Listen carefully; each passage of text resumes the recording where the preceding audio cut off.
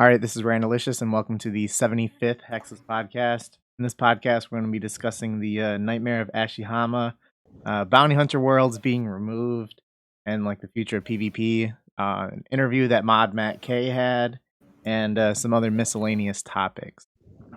So this podcast and all future podcasts are available on YouTube, Spotify, Twitch, Google Podcasts, Apple Podcasts. I'm going to be changing the podcast host, like not like me, but like from Podbean to Anchor.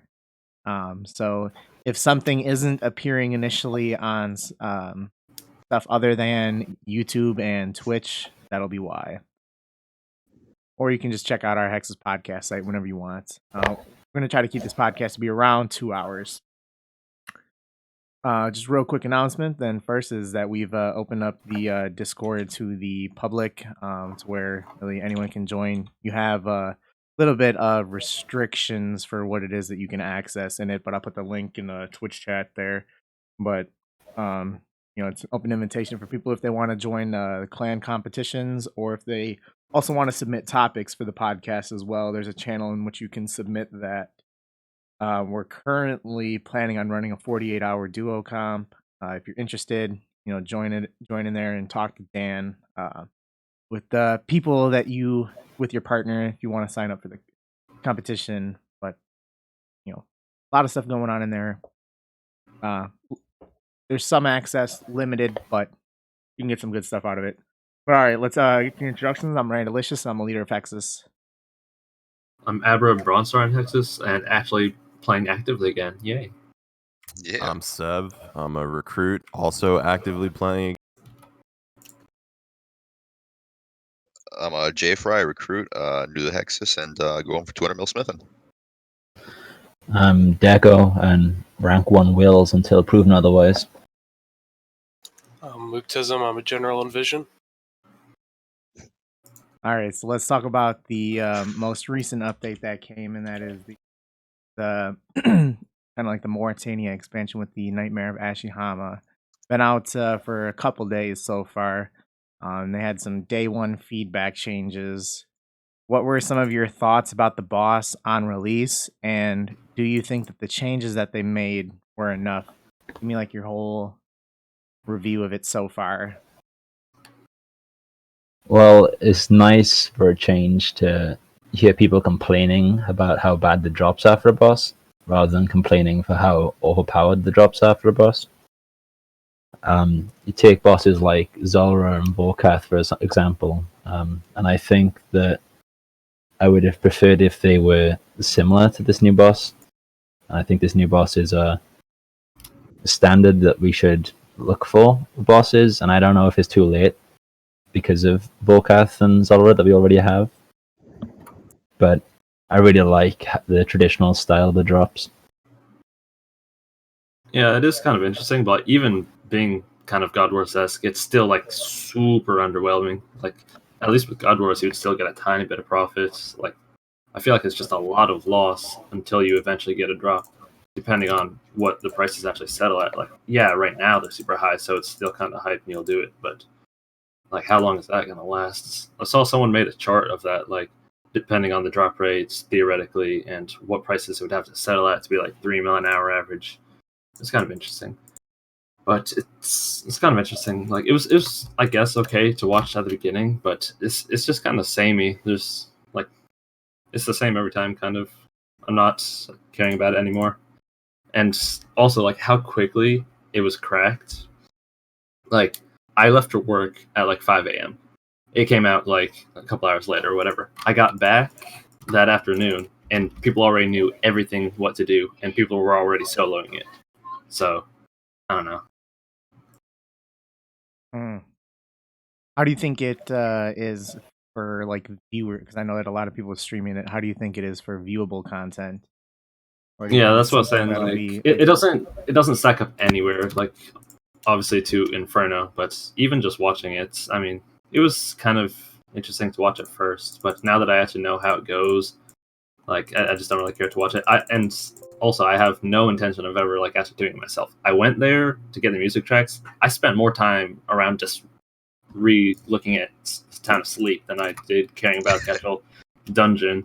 Like I went to see, I saw there was a mining sign in the dungeon. It's just iron and coal, but like the surroundings are cool. But yeah, I'm not going to do the boss. I went for the music tracks and then left and never came back.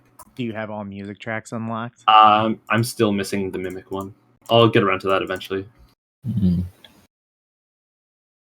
Yeah, it's I did one kill on release, and I think it's kind of cool in that it's kind of like Corp, where it's not really locked behind any content that's not really available to most players. Like most players can just go there if they wanted to, which I think is kind of cool. And that it is a little easier than maybe some people thought, but it isn't locked behind any Grandmaster quest like a lot of what some people would consider more difficult bosses, right? But I do think that it's interesting that everyone complained about bosses that aren't like God Wars, where the drops are dependent on the uniques, like your money, and then they release one like that, and then everyone's upset. You can't really please everyone, can you? One thing that I really like is, and I've kind of like always had the opinion of like, I think PVMing should be more so focused on like the big drop rather than it being something that is like consistent money per hour, and you're chasing that big drop. And what I'm hearing is kind of what the mechanics are like with the drops, and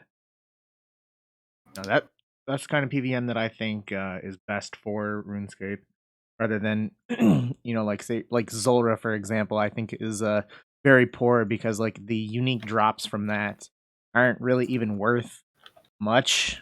They don't really have a huge impact. Like if Zulrah didn't drop the uniques, it'd still be a lot of GP an hour. Whereas like yeah, with like some of the God Wars dungeon stuff, although you do get some profit, if you're not getting the big drop, you're not really getting much. I think that's how the PVMing drop tables should be, and they continue to keep doing that. I'm happy. I think the collection log taking 6,000 hours is kind of a bad idea, considering a lot of people play this game for completion purposes. But, I mean, the boss itself and its mechanics are cool. It's a copy and paste of an RS3 boss, but it's alright. Yeah, so I feel like I'm just hitting on stuff we've already touched, but I like the way that it's God Wars style mimicked, where basic drops aren't worth a ton. They could be buffed a little, but I feel like if they do that, they might overdo it, and then you're kind of just trying to get the big drop. I like the hype that was behind it, but like Abra, I think, said, once it basically within 5 or 6 hours, people had it figured out, so that was kind of lackluster. But no real problems with it right now. Something kind of related, but also unrelated, that I thought it was really interesting, but also confusing, was the amount of people that were confused about exactly what was like actually coming out that day. Like a lot of people, a surprising amount of people, actually thought that it was coming with the quest. Like they've been talking about this stuff in the blogs and Q&As for a while, and people still didn't know. I don't know how that happened. Not reading. Yeah. Yeah.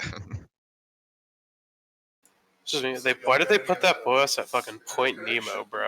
It takes like 3 minutes to get to that boss from Yeah, the nearest teleport. I saw a lot of complaining about that on Twitter and stuff, that people wanted a Corp-esque telly just to get right there in front of it because all the running. Yeah. Yeah, they specifically said, guys, we're designing so it's not like that. Deco, I saw you comment something very nice. Yeah, shout box talking about like walking distances. Can you touch on that again? Yeah, so I've been playing a lot of WoW Classic lately, and I was doing a dungeon with some guys, and we had to wait for someone to catch a boat and then catch a griffin across like half the map, and it took him like 20 minutes. And the four of us were just kind of like sat there waiting for this guy, just talking to each other, waiting for him to travel across the entire map. And I was just thinking, like, there's no way this would happen in OSRS. Like, we don't even walk further than 2 minutes usually. That is an interesting thing to think about. What is the place in game that is the furthest from a teleport that takes the longest to get to, and how short of a time is that? It's got to be that. It's got to be sleep or something. Honestly, you're probably right. How long does it take to run through the Monkey Madness tunnels? Okay, like I down guess to like get to that's- like Kruk. Oh well, okay. To You- get there's well, a- no, there's a shortcut to Kruk after if you unlock that, you just go right from the entrance right to him basically. And I saw a interesting video on YouTube if you a mean couple for the years first ago. It time- was like, what is the most isolated place in the world? Like, what would take you the longest place to get to in the world? Oh yeah, I think I've seen that. I think it's by like the infographics show. You Do you remember what the answer is? I think it's some sort of volcano. I have no idea what it was. I thought it It's the was Desolation Islands, I'm pretty sure. Yeah, I thought it was some islands that you had to like take 2 flights to, and then like you had to then take a boat for like 2 days to get to or something. And I Jesus think there's Christ. also like boats that only leave like a couple times a year. And don't people like live there too? Like, isn't the craziest Yeah, part that like yeah. people actively live? Oh yeah. Like the idea behind it was that it needed to be something that was like realistic where people actually live. But And also just not use like a private plane or something, like something that's actually publicly available. yeah. Yeah. Like, if they only take like planes or boats like 3 times a year, then that kind of changes it. Imagine living in a place that's gonna be underwater in like 10 years. Scary. Welcome to Venice. Get fucked, Florida. All right. Moving on to Go on. the one of the other updates that came in was the wiki integrations. So old school RuneScape wiki has been integrated with the official client and like on mobile and on the desktop. So if you guys check that out, what do you guys? So like with that, you can look up quest guides, diary guides, and more. What do you guys think about this update? I mean, it's pretty unique. We never had something like this. I'm not sure if the OS wiki is fan made. I don't think the Jagex made it. Yeah, no, in that sense, yes, it is completely fan made. There's a Yes. staff that does most of it, but yeah, it's public. It's not. If it's fan made, then it's really impressive that they've integrated it into their own game. They've clearly acknowledged how useful it is, and for a lot of the little noobs out there, they probably don't know how best to research things. So that's a pretty useful tool for them. And I keep forgetting that we have it. I keep misclicking on it sometimes. I'm not sure if it's a RuneLite feature. Oh no, it's actually in the actual game. Mm-hmm. Yeah, it's pretty useful. I think this is a really good update. And I didn't initially, but the more that I kind of look at it, I think that it's a fantastic update. So for people who have not played, for like the 6 of us that play RuneScape as much as we do, not as useful, but for 75-80% of the game, there's going to be some good use from that. So when I say that, because like I've been like playing a mobile game, and like I'm constantly looking up on like the wiki for the game on how I can like just trying to learn some more about the game, how to do stuff and things, and constantly use it every single day when I'm playing. And for someone that's trying to learn a game, it's a fantastic resource, and for it to be just directly into the game, it's incredible. I think it's an awesome update that's really underrated, that isn't getting as much praise as it does deserve. I mean, really, like, we should be praising the the staff that run the wiki more so than anything, but for the old school team to acknowledge its incredible, it as an incredible resource tool for people, good on them. Yeah. I think it's definitely nice for new players. It definitely saves a little bit of time just being able to do that nice one click right there on the screen already, not having to open a new tab or anything. I wish it was around when I first came back to old school. It would have made life a hell of a lot easier instead of having to go through everything and start open up a new tab and everything. Like you guys have said, big props to Jagex and the old school team for this one, for actually integrating it right there, and giving people the props they deserve for the hard work they do. It is a player run, I'm pretty sure, like you guys said, but it's fairly knowledgeable players and know what they're doing, and they're not just like letting random stuff get thrown in there. So the information there is actually useful for the newer people playing the game, the people that need it. Well, technically they do, but they quickly fix it because it doesn't like require you to have an account or anything. But yeah, they're quite good. I'm in their Discord as well. They're very good people. But yeah, it's very nice. I don't know exactly how much is going to be used in terms of like the button, like clicking on it and clicking on another thing. Because also, I feel like that might have to kind of be explained to people. Like I did mention it to someone that just came back to RuneScape like a few weeks ago from not playing since like 05. And it's like I mentioned that, and he's like, "Oh yeah, it is there." And yeah, that's kind of cool. I told him how to use it. So yeah, for if people actually know like about it, how to actually properly use it, then yeah, it's a very good tool. But something that's kind of interesting is with like you can even open up a quick guide or guides like within the quest journal, but for that you have to right click them, and I feel like a lot of new players don't really right click things nearly as much as they should. Like just watching the person that I was talking about, like until I kind of mentioned it more, he really wasn't right clicking things.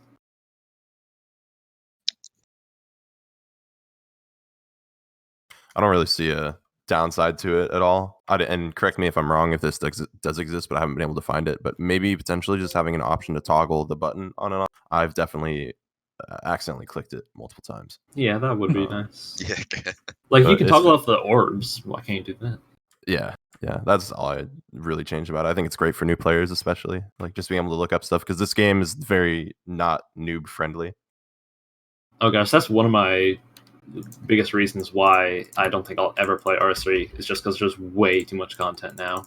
It was very hard to try to learn, even for the limited part that I was trying to do on it. As Ook can speak for, it was. Yeah, you cried a lot about doing divination.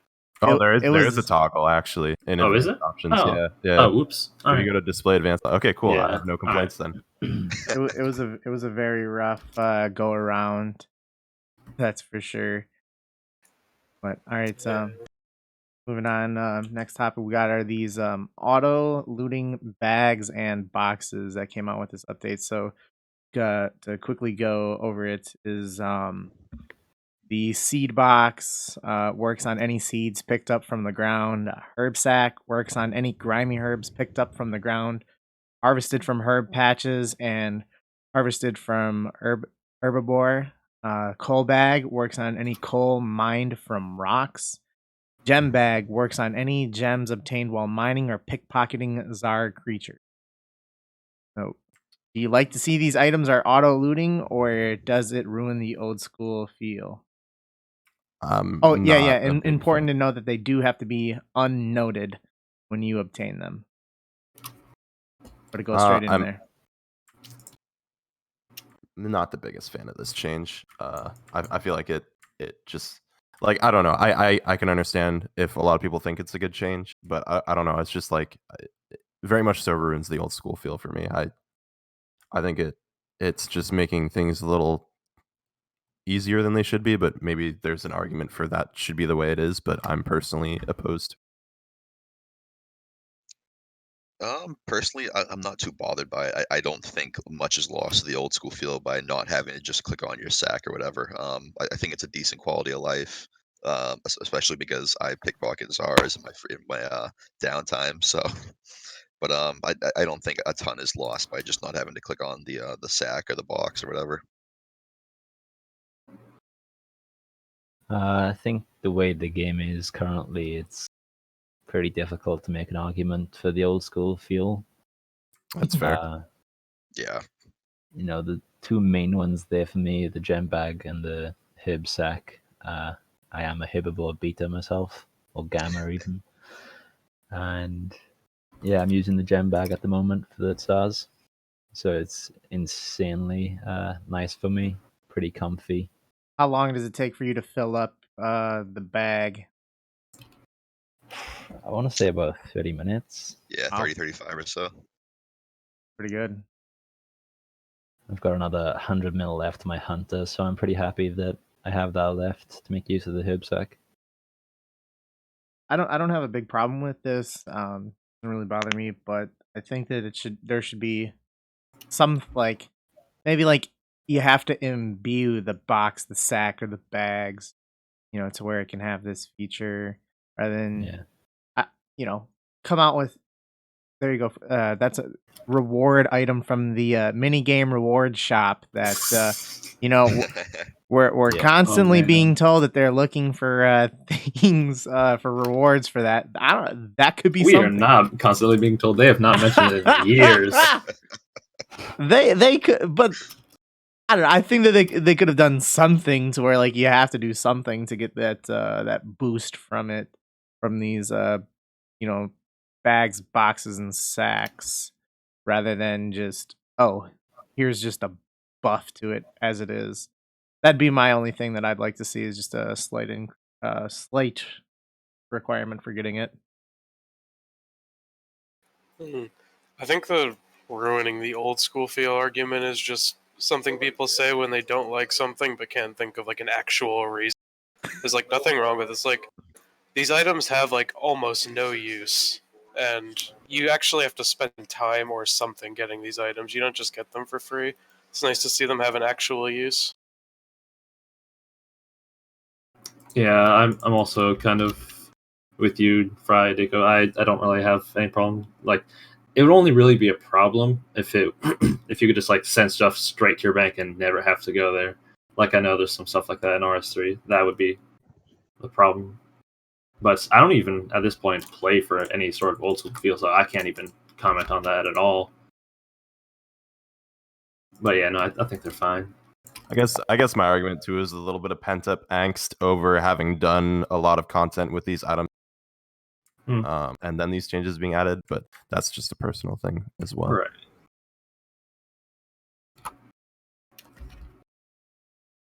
All right, so the bounty hunter worlds are now closed until further notice.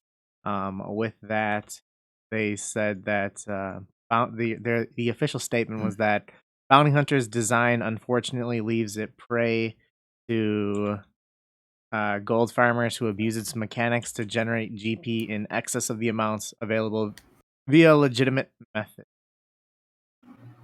So, were you a fan of Bounty Hunter? And what do you think about Bounty Hunter Worlds being closed down and that being the reason given?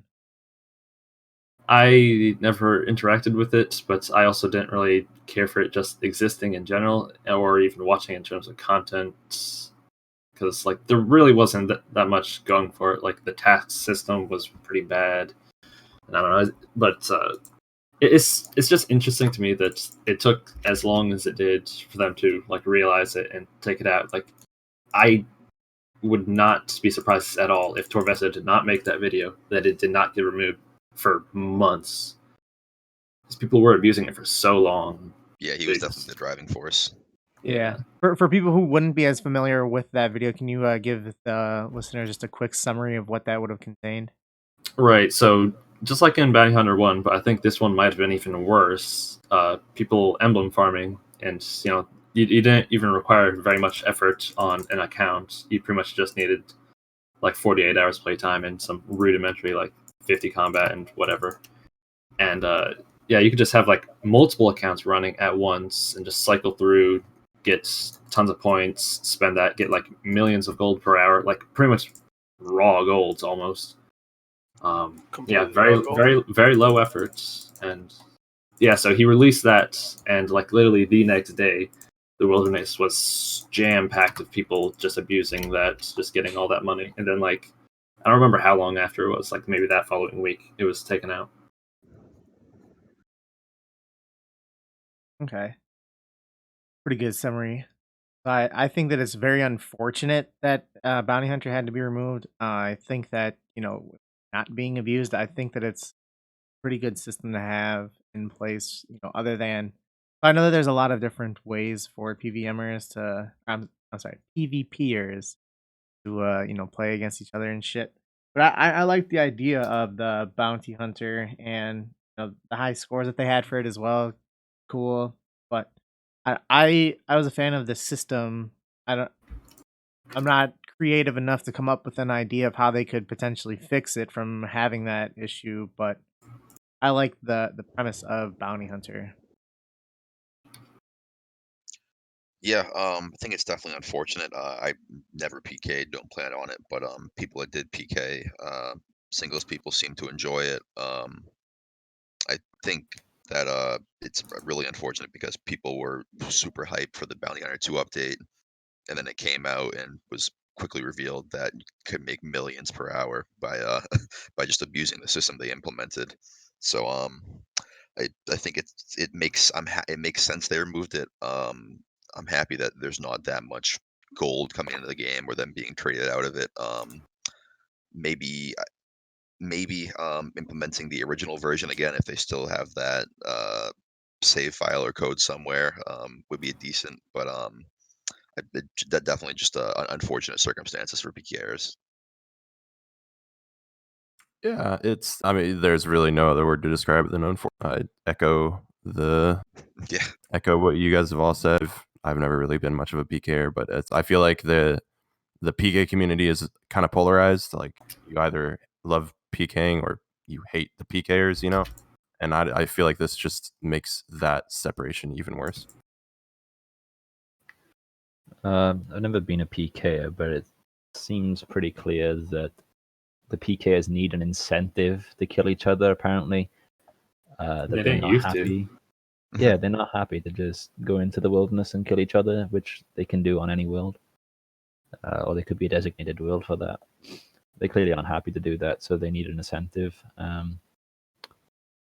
Seems like Jagex just need to listen to them and come up with a solution, some sort of tournament or something where people could pay an entrance fee, and you get a prize then for how good you are at PKing.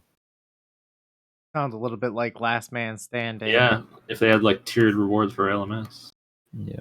Well, they Actually, I don't even know how it works anymore. They came out with high. I didn't even put it in as a discussion topic because I saw it as being too insignificant to discuss. But there's like a 50K high stakes buy-in for I think they raised it. Last Man. Yeah. No. Like that's the high stakes is a 50K. Oh yeah, no. I mean, it started out. I think they might have raised it to like 100K. Well, I remember they did 1 mil once. That was hype. Well, yeah, that was That's like for a nice. weekend. Yeah. But yeah, I don't know. It yeah, it's pretty unfortunate. I don't know. I like the bounty hunter system. Like I have a max peer that I made back in like 2016 or 2015, and really just only log into it now to make sure I'm not hacked. But like it's there one day in case I do want to go PKing, and the my options are starting to run out for that. I'd probably just find myself like killing like bots at green drags then. And I feel like it would have been fine if they didn't just give so much of a boost from. Honestly, I really don't like the idea of like killing people like within that little square. Like I think The hotspot. that's Zone, yeah. yeah, I think the hotspot was the biggest issue. Honestly, like you wouldn't have gotten enough points to make it heavily abusable if that didn't exist. And even just like the fact that that's a thing, like they're just random spots. Like that's not where people naturally are. You're just forcing people to go into a specific spot to kill each other when I mean they're just so used to Edgeville. Like why? I think this is like one of the most sloppiest like mismanagements of a situation Jagex has like ever done. Because instead of doing something like disabling the reward shop or hotspots temporarily while they figure something out, they just like smacked their hands on the keyboard and said, "Oh, it's all gone now. Now you can't do it at all." And there's plenty of people that play this game and just do bounty hunter. So now they just have nothing to do in the game. This was really stupid how they took this approach to it, and shows how incompetent they are to come up with actual solutions. I actually don't think it's that bad because when it's being so heavily abused, you kind of do have to just block it off until you can actually come up with the solution. More coming Off in the a few reward minutes. shop. I mean, that was part of the issue, wasn't it? So, like, people would have already had tons of points stocked up. So, yeah, I guess it would slow down. But It again, would completely stop it if you couldn't use the rewards. yeah, well, more coming in a minute. yeah, so with that, the bounty hunter is being planned for re-release in a couple months with a couple of changes to be made to it to be improved.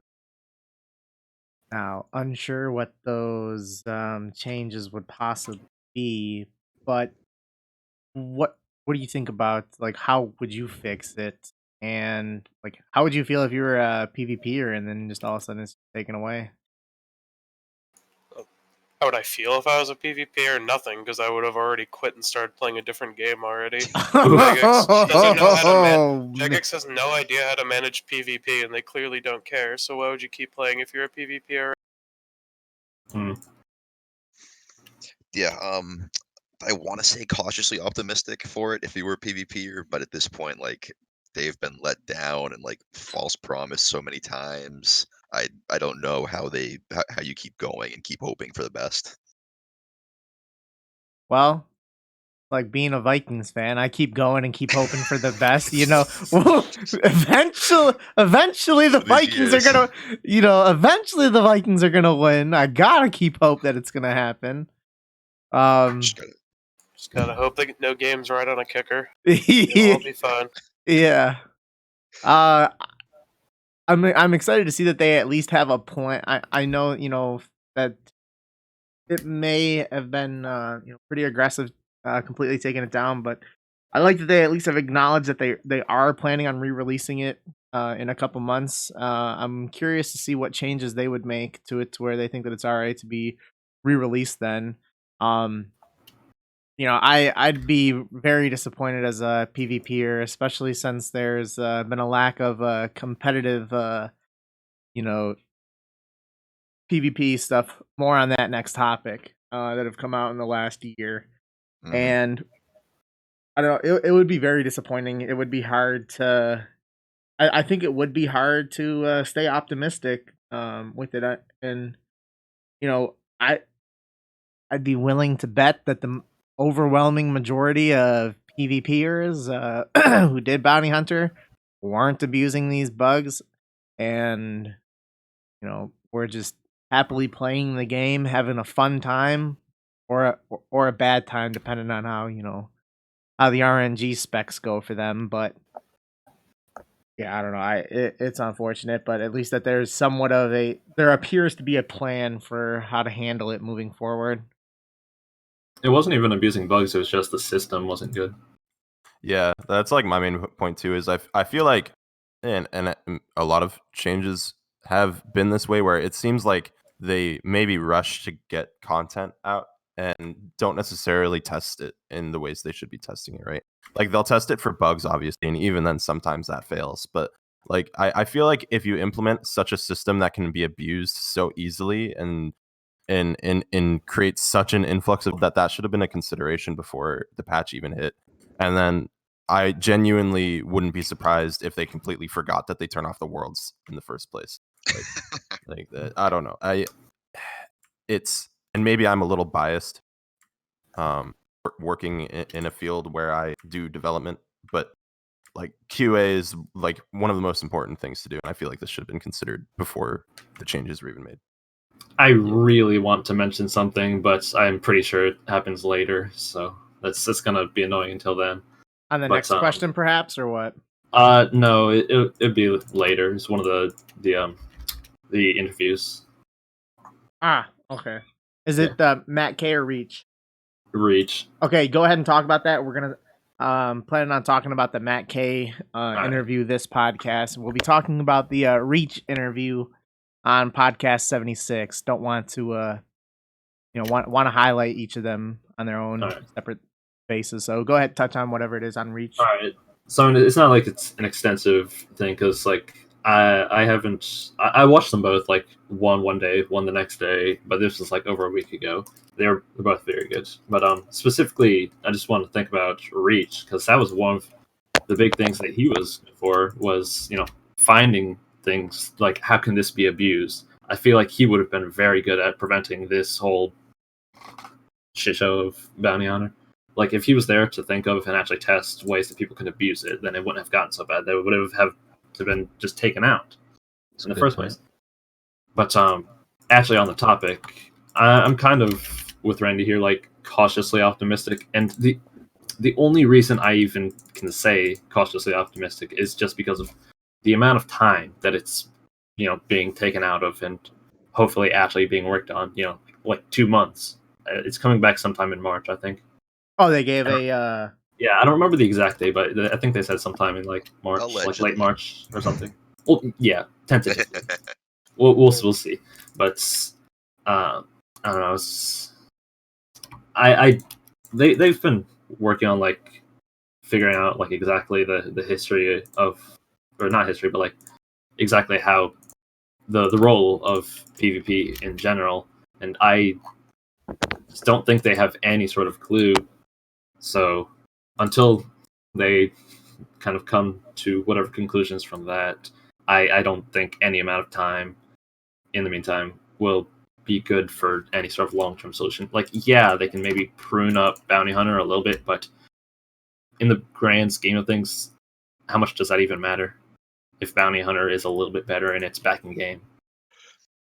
If it doesn't address the bigger issues. Yeah. Deep. Can I cut in here real quick? Yeah. Yeah, you're free. Deco, did you say you were rank 1 Welsh in the introductions? Until proven otherwise. Well, there's a player named DKHO, or his current name is Chong King on his Iron Man, who has 700 more main EHP than you, and he Is is he Welsh? yes, How Goddamn. do you know? because he's Welsh. I'll message him. He's in the Twitch chat. His even- name has yeah. Welsh in it. Well, he Yeah, but how says do you he's know? English. He is Welsh. It's in the. He has it in his username. It's his name, bro. He's gonna need to see your birth certificate. All right. You've now been proven I'm wrong. officially rank 2 Wills. This just What a quick descent that was. Yeah.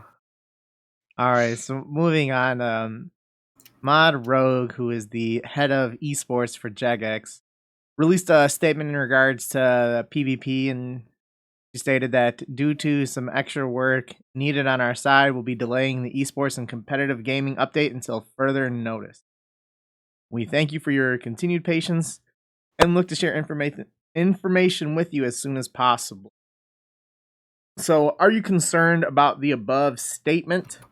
And what do you think about the competitive situation as a whole, like in regards to like Deadman and everything like that? More so focus on the events, not the individuals.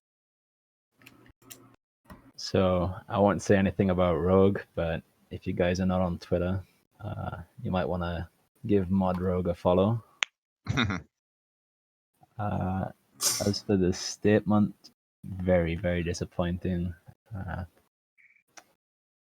It's pretty apparent to the entire community what needs to be done. We all want Deadman mode back. And when Deadman mode was out, when Deadman mode was a thing, I think it was way too frequent. I think it was the peak of what esports is ever going to be in OSRS, but it was still not very much anticipated because of how frequent the tournaments were. So I think there needs to be a bigger gap between each tournament, just to generate a bit more hype and to give the people who played in the previous season some rest. And on the topic of seasonal things, I think that could also be implemented in PvP. I think like Bounty Hunter could be seasonal, which might spike PK numbers a bit more. So would you have like one season Deadman, one season Bounty Hunter, or what? Yeah, I think that'd be really good to be quite fresh. I think for the PKers, because it's predominantly PKers that do either. So I think rotating the two would be a nice fresh outlook for the guys. Yeah, really, like you said, disappointed with the statement. Just continuously they seem to the team itself seems to be continuously promising things in the near future, and then as has happened in the past, failing to meet those deadlines and postponing it and saying they'll give statements later on. I the you're right, Dika, your idea of maybe not as frequent. Maybe alternating, like you said, between Deadman and Bounty Hunters is a cool idea. Even if not that, maybe like 2 times a year tournaments instead of the seasonal we have. The seasonal Bounty that they Hunter, had, was it 4 Deadman tournaments a year? Like, was Correct. yeah, it was 4. Okay. I don't remember how long the periods where there was literally nothing going on was. It was at least a month. Yeah, but I definitely think I don't know how they go forward trying to top or reach the level that Deadman had. I think it was definitely the at least from what I can see, the best option for esports in RuneScape or old school, and them getting rid of it is, I think, definitely detrimental to the company itself.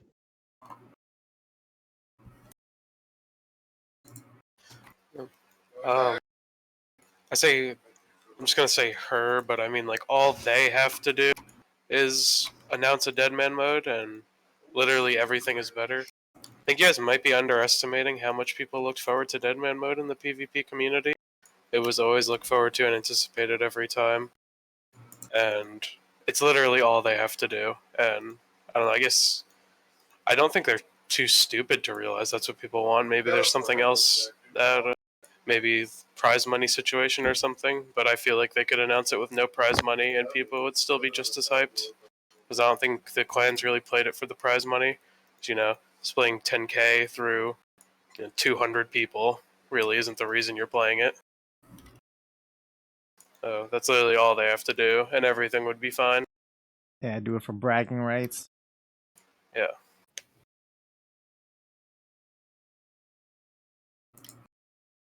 Abra? Oh, I don't even remember if you said anything. I don't know, I was thinking of something, but I already kind of forgot it. But I do like that idea of kind of alternating. But yeah, honestly, seeing that tweet, I didn't know if it was the real account or the parody one. So that was interesting. But also just kind of similarly, it's like, all right, we're not working, we're not actively working on anything right now, so kind of stay tuned. Like, I didn't even remember that anything was even being worked on in the first place, so I guess I'm not that disappointed. But I guess it's at least slightly positive that people can kind of like stop giving her so much shit and kind of take a step back and at least appreciate the transparency. So at least that's appreciated. Yeah, I don't know. As an avid player of other games that have big esports scenes, like I play a lot of Dota 2, right? And that they have a huge esports scene there. I feel like Jagex might be overshooting what they're trying to go for with this whole esports reorg, right? Like there's only so much that they can do. Like they will never be able to RuneScape. No, like they'll never be able to reach the levels that these other games have reached strictly off of like player base even. And to me, a big thing that just kind of, and I don't know the fix to this either, is like all of these esports around, like calling it esports, it's all PvP related in RuneScape, right? And there's so much more to RuneScape than PvP. But I mean, I have no idea how you would change anything else into esports for RuneScape. But like when they're trying to make this big event and draw people in, and it's such a small portion of what the game actually is, I don't know. I just feel like they're really overshooting with all of this, but I hope that it works out for them. Like I hope for the best. I hope they figure it out and get what people want. But I feel like they're just like they tried to overshoot and now they don't know what to do. I feel like what's keeping them back is because it is always just combat, and because how RuneScape is it's a lot of RNG. Like obviously, yeah, there's reaction times and you can kind of outplay and get yourself in favorable odds, but in the end, you can always just whiff a 0. So I don't know how exactly that'll fit into like being a proper, reliable esports. Maybe I would have to spend some time. I could probably come up with something, but just right now, yeah, it's kind of hard to work within the systems that we have. I think that it's a pretty concerning statement because I think it would be very easy to just relaunch Deadman. I don't think that people really realize how instrumental Deadman is towards the growth of old school RuneScape. I would say probably out of like any single specific thing, like Deadman is probably the single most responsible for increasing the player base over the years because of how each and every stream of it gets like 50K plus viewers. And with I know that there were some hiccups on the first couple, but after that, they were ran so well. I think the commentating on Deadman was really good, and as it continued to progress, as they're showing like heat maps of where people were, and like there's a lot of really good progress that they made, and as like I competed in the Deadman one time, I think it was With lasers. yeah, winter 2017. We won as well, and my contributions to the team were to do agility and get marks to grace for stamina potions, so the actual PKers could Some do real the hardcore PvP you were doing there. Yeah. So I hunted chins with someone else. I don't remember who.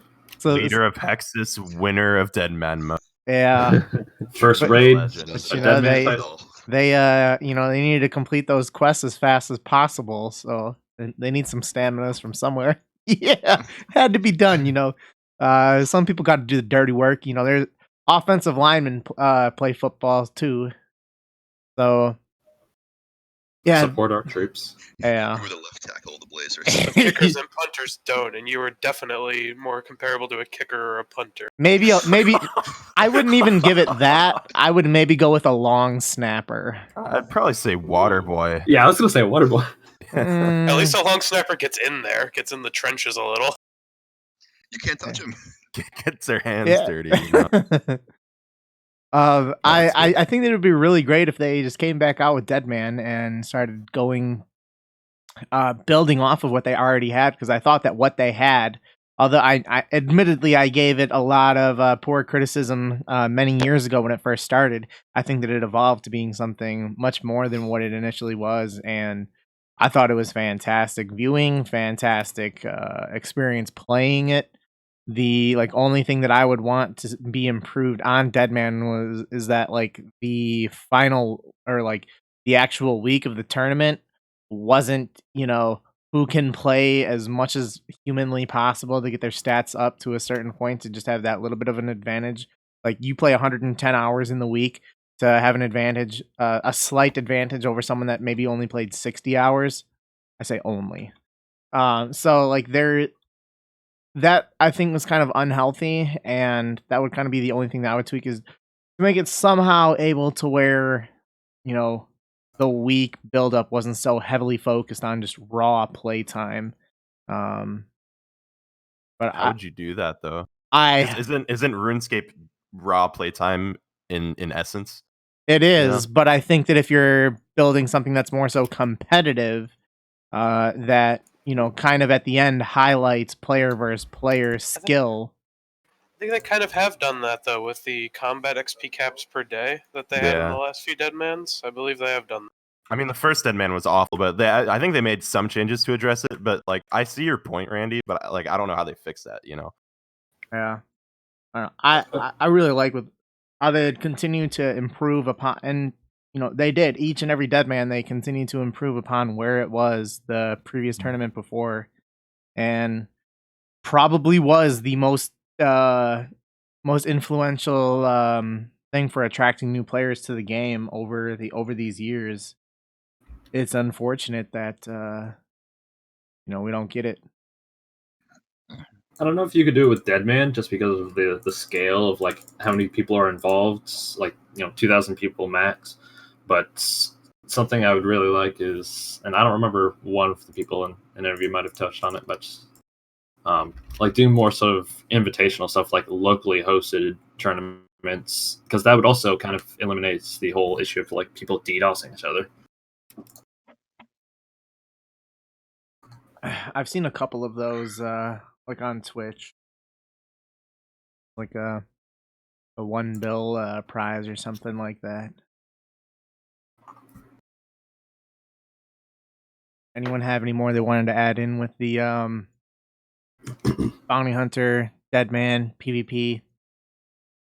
Well, I'd love to watch some Dead Man mod right now. Just stay tuned, y'all. All right. Yeah. Let's talk about whole 69 nice game Nice. improvements. One of those was the Phoenix pet. Can be recolored. Can be green, orange, blue, white, purple.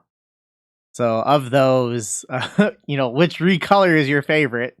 And then building upon that, are you a fan of pet color redesign? So similarly to the Phoenix and also like the rune crafting pet, do you like the and also I guess the Chinchampa, and I'm not sure what other ones are able to be like recolored specifically, but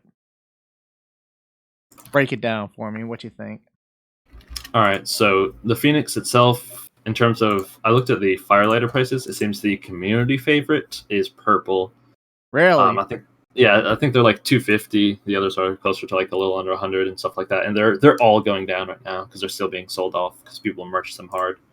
But my personal favorites for the aesthetic are green, which is a little bit like Jungle Demon, but the top favorite one would be the white one because it's kind of like snowy and I don't know, monochromatic. It's nice. But then just recolored pets in general, I feel like are much more isolated, so it's more acceptable. I really like pet recolors. I was actually a little disappointed that Prif didn't get its own unique color. Like, it doesn't have to be like different stats or anything, just like cosmetically different. It would have been so nice to be like a crystal Chinchompa, like kind of bluish colored. That would have been nice. But yeah, recolors are cool as long as it's not just like you can choose like from a hex wheel of every possible color, and it's not like neon colors. Like, it would be way worse with armor, but pets are far fewer, so it's all good with me. I think pet recolors and customization and all types of personal character customization are great, but I don't recognize the Phoenix pet as a real pet.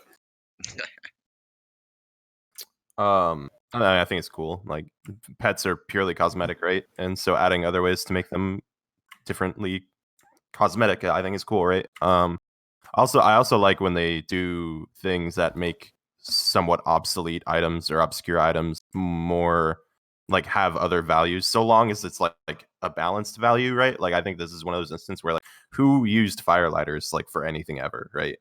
Like, some people would just to screw around like socially, but they don't have a use in the game, and now they have another use that is actually like pretty cool. So Yeah. I like that, and The the purple's cool. The biggest issue with Firelighters was you could only use them on regular logs. Like, if you could use them with redwoods, no doubt they would be worth a lot more than they were. Yeah. Don't. No, I'm not too bothered by the recolors. I think it's like you said, it's cool to be able to use your own creativity to an extent. It gives cool use to a very unused item. I think the recolors we have so far make sense, with rune crafting being the altars, this one, the Phoenix being the firelighters, and Chinchompa being the different variations. And golems being ores. Golem, Yeah, the golems being the ores. Thank you. So as long as it sticks with that type of flow of being used on, or items being used on them for things they come from, I'm okay with it. Personally, my Phoenix lives in my house, so I don't see him much. So I don't. He stays the same color, but I find it odd that Abra, you said the purple's the favorite The one most then? expensive, yeah. I don't like that because if some will recall, back when we got to vote on the Halloween skins, the purple skin was the least voted for back in like 2016 or 2017, whenever that was. And they came out with like the zombie blue when we already had like a dark blue color. And a green. Yeah. But it's Finland blue. You thought purple was going to beat Finland blue? You were sadly mistaken. Zombie blue versus putrid purple. Finland blue versus putrid purple. And so even that, so okay, if that's the case, then I still find it odd, like purple's getting all this love with this Phoenix pet here. The purple one looks terrifying. Like, imagine like, you're like that flying down at you. That would be scary. I still think that the default color of it is the the orange is the best looking one, and I think the one that I like least is probably the green one. I think the pet color redesigns are okay. There's nothing really wrong with it, but I don't know, like, what other pets could they do this for, and it makes some kind of sense. Speaking of purple, though, I miss Mob Ghost. Big Rest fan. in peace, the legend. I mean, he's not dead. He's just not working there. Thank you for the clarifying it. I'm guessing you just want the purple skin to dress up like the Vikings, Rand. Yeah, you guys can find me you can usually find me world 346 at the pond or on the roofs running around full purple skin. I'm guessing you don't like the green No. color because of the Packers. No, that's not necessarily the reason why. I just don't like the color. I mean, it might look better, like, 'cause I'm always wearing like the angler outfit. That green might be a good, fit. Just be like rocking all green setup. It might look good. He'd look like Shrek. Jesus. Yeah. Get out of me, swamp. Donkey. Donkey! Well, I have the Phoenix, and I had the Phoenix. I read this question, like, all excited, and looked at my purple Phoenix and realized that I had died and lost it. R.I.P. So I'll have to get that back. But yeah, I had the purple Phoenix out. I think my favorite is probably the green, though. Probably. Well, I never had the Phoenix out before that. I camped for the pet, got it, and then it stayed in my bank. But I don't know, just the recolor just feels new and fresh. So Wait, did you insure it, or? yeah, it's Okay, I was going to say you fool. But okay. I guess another one. Oh, sorry, you can go. Oh, I would have liked to see like a black one or something. I think that'd be pretty cool. Or Yeah, red. Blackfire layers would be cool. Although that would have to be something that would come out now, because they wouldn't have done it before. Because like a Blackfire, you wouldn't be able to see very well. Yeah. But no, I was gonna say just other things like besides just recolors are like transmogs. There's a couple with like the Caliphite Queen, Corp, the Metamorphic Dust for the Omelet. Those ones are nice. So again, as long as they're thematic, then yeah, it's all good. All right, so I'm sure everyone here that is logged into RuneScape in the last month has seen this. Ooh. Is that there is a new login screen that has information on what is currently going on in the game included on it. It takes up like 60% of the login screen. Thankfully, there is a switch to be able to go back to switch to the classic mode, which I'm sure the majority of this the audience and people on the podcast have done. But do you like this update? Which style do you prefer? Kind of give me your first thought when you logged in and saw it. Real quick, would you believe I didn't know there was a switchback until I read this question? Me too. Was that some positive news for you? I was very delighted.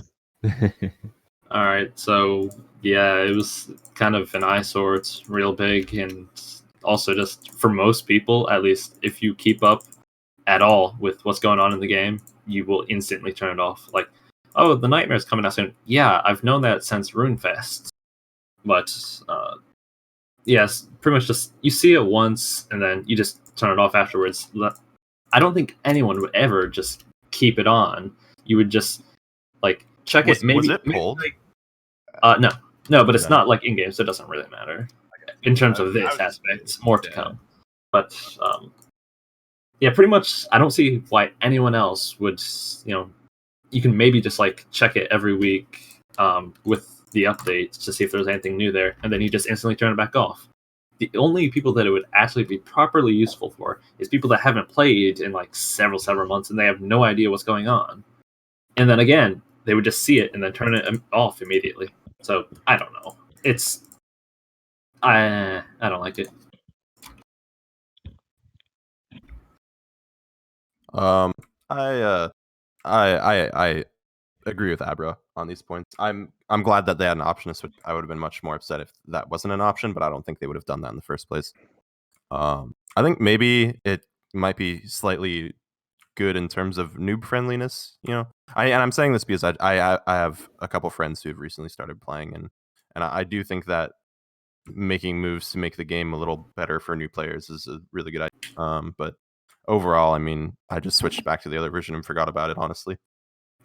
I feel like they should have made the toggle a little more noticeable. It was just a little bit of text in the upper left corner. Like, I understand why I understand why whoever it was didn't see it, because if you're not really looking for it, you just kind of think to like accept it. Like, this is how it's going to be from now on. Every time I log in. Yeah, I just want to go on ASAP, so I click through it. Yeah.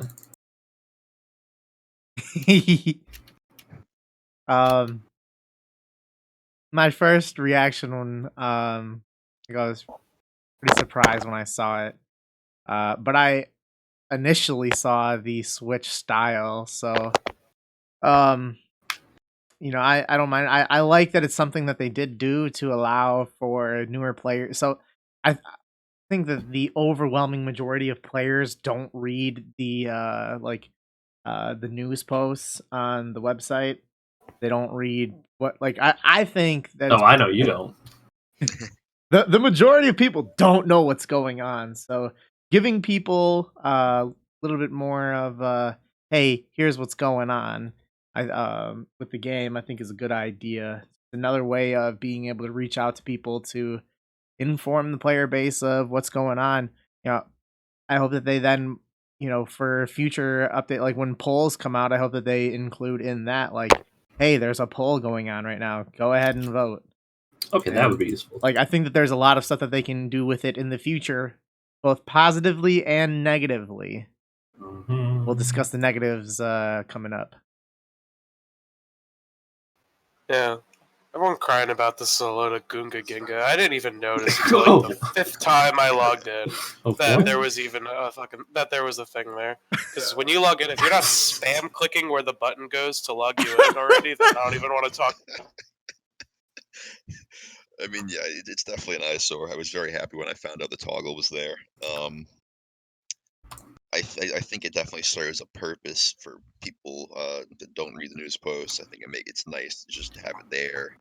I think maybe having it be a toggle on instead of toggling it off. So if you want to see it, you can toggle it and put it on instead of having to turn it off. That'd be nice. But in the end, really no harm, no foul. Just kind of an annoying eyesore if you don't know about the turn off switch like me. I guess it's really not that bad, but I guess it makes me think of how they one time for mobile had like whatever you call it, like you get a message, like a notification alert ping thing, and they said, all right, we learned from that and we're gonna change it up so only specific people get it. Like if you haven't played on either mobile or desktop, so like if you did play on desktop all the time, you won't get it, or like if you haven't played in a while, then you will, or whatever. If they could customize it for that, then I guess that'd be better. But really, I guess it's not really it's not a big thing. All right, submitted topic from Brendan. Do you guys think that the new login screen is a potential gateway for them to introducing ads to old school? What do you think are some of the negatives that they could do with that login screen? No, I don't think this is a gateway for them to put ads in. They could very well in the future, but just slippery slope argument's not a real argument. I don't think that was the intended purpose. I'm going to be pretty open-minded about this. If you remember how we all played on browsers back in 2007, before then. Yeah, they're all at the top. Yeah, we always had the little advert at the top. So there's nothing new per se. But if you think about the benefits that it brings to the game, the advert, then sure, I'll bend over and take it.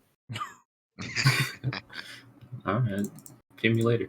All right, so I guess yeah, it wouldn't be that horrible of a thing, even if it did. It depends exactly what it is, but I feel like players would push back heavily, like when they actually decided to pull stuff about partnerships. Like people push back super hard. Like I think it was like maybe 30% yeses or whatever. So I think pretty much the only thing, if they did any sort of ad thing, that I could conceive of right now is just like reminders of for like when they work with Twitch Prime stuff. That I could see them doing that, or maybe if they had like some sort of bond sale, they'd be like, "Hey, bonds are on sale, guys! Come buy some!" Haha. But yeah, besides those things, I don't really think they would kind of just do like proper ads. But even so, you just click right in, so it's like, eh.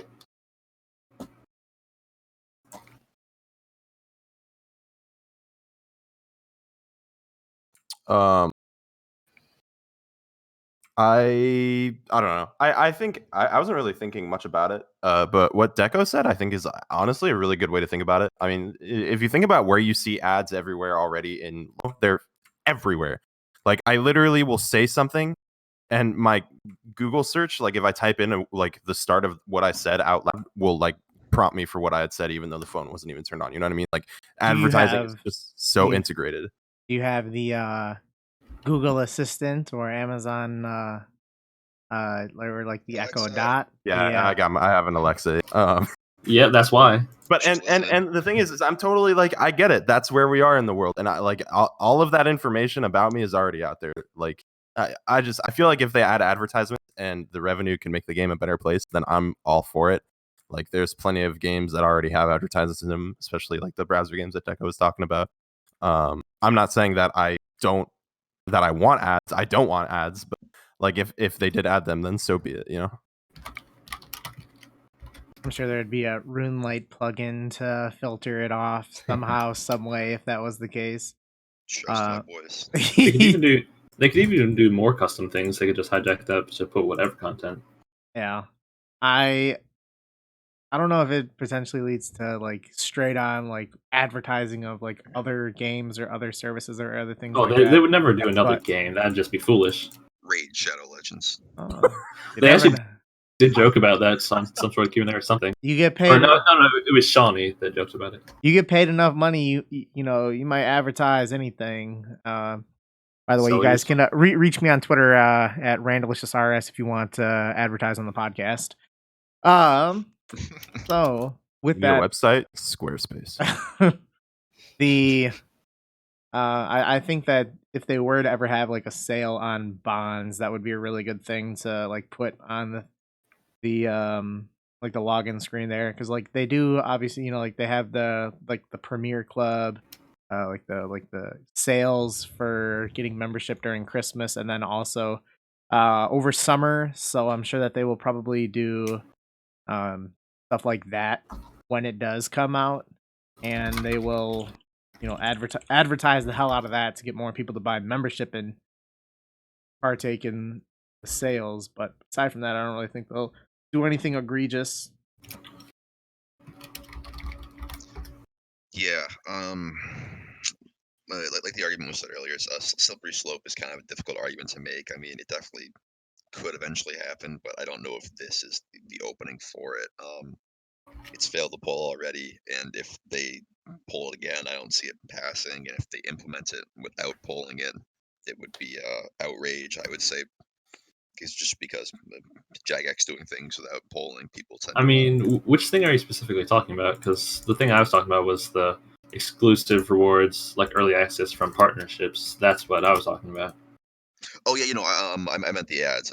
I think if they're Yeah, I mean, they haven't touched anything about that. They haven't said anything public about ads, that. I should say. If they're advertising their own stuff in game, fine. I don't have an issue with it. I think it's a good platform for it. Again, for people that don't necessarily look at the RuneScape homepage. Definitely just throwing it up there quick when you log in, I think is a nice way of getting the information out there. But Wait, I don't. That kind of what the messages a week is supposed to be for, though? Yes, do away with those and have this instead. Yeah, that would get be rid of much better. I hate those. I mean, they're like little flavor text, yeah, but I feel like that was kind of what that was supposed to be for, and so it's kind of weird having them both. Yeah, I understand that. Yeah, I think I feel like more people are annoyed with the pop up of that than the login screen. But I think either works, but choose one or the other. And obviously, it could just be a little bit of recency bias. The fact that it's new makes it so much more jarring. Like, well, again, you can just toggle it off, but even if you don't toggle it off, you'll kind of just mentally filter it out over time, anyways. Like, I don't think anyone has ever had a problem with Message of the Week. What? I hate them. Didn't you just say that you click the button before it even loads? So you wouldn't. Liar. Oh, I thought we were talking about the in-game pop-ups that go to your like private Those messages. yellow messages. That's a different thing. Those are Okay. I was Yeah. Okay, I don't care about the message of the week. I thought we were talking about that. Get rid of those. I don't care that a mod's doing a court mass on stream. Like, I really don't. Please don't notify me. Yeah, agreed. a little more selective with that. For Q&A, it's fine, but yeah, some of the other stuff that they've advertised is, especially like updating Dead Man stuff. Would you like to be Like, able you're to have a watching it or you're filter? not. Like a Yes. filter you can specifically set, and they Please. like say there's like a pre loaded list of like categories, whether it be like like community stream or Interesting. certain stuff like that, and then when it is that the mods put out like that message, they click like the certain criteria that it applies to, and you either do or do not get an alert based on the categories that they select for that announcement. I feel like the biggest issue is just the fact that it goes, like, if you have split private chat, that it goes up into there. If it just only was in the chat box, it wouldn't be nearly as bad. But yeah, being able to filter would be cool too. I like the filter option. Always give people the false sense of control. I think that's a real sense of control. Balls. Yeah, I'm a fan of toggles and stuff like that for everything. It's always like ends up being the best solution in like almost every scenario. Yeah. Just toggle off all the other players. It's if hard to it's not a find. You game. get it. If you don't, you don't. It's hard to find people that complain about things that do have toggles. Oh yeah, true. People ask for so many toggles. Not that it's a bad thing, but it's just interesting. All right, so let's moving on. Edit topic. Our boy Max said, "How would you play this game differently if there was no 200 mil XP cap?" Wait, where are we? Oh, sorry. Skip the question. I did skip it. It's like the best question. All right. We'll go. I'll move that question down. I fucked up. All right, we're still gonna answer that question though. So I think this is a very good question. My answer would simply just be I wouldn't play. I would have probably gotten maxed in 2014 when I did, and then kind of left at that point. Because I mean, like I know that takes so long to get 200 mil all, but like it at least seems like you could convince for the few of us that are actually going for it, like there's enough of points where like you can realistically see yourself reaching that end point, whereas like for if there was no cap, or even like if it was raised to 1 bill, it's just not realistically obtainable at all. So I don't know. If there was no cap, I probably would have quit 6 years ago. It's a very interesting question for me. I don't realistically see myself getting 200 mil in a couple of skills, let alone all of them. I purely play because I enjoy skilling, so I think I'd play exactly the same way as I still do.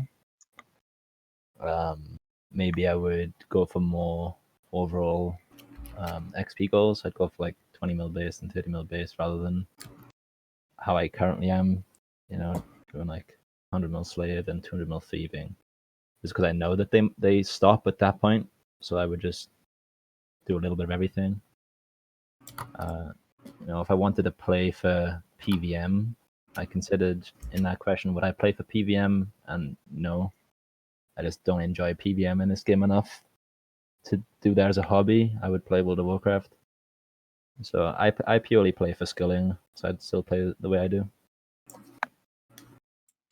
My answer for the next question kind of ties into this question, but I mean, I definitely wouldn't have played how I play, but I definitely would have still played the game and just done what I enjoyed doing at the moment, and then my incentive to grind would definitely not be as high, but I would still probably play the game just because I like watching my numbers go up, you know?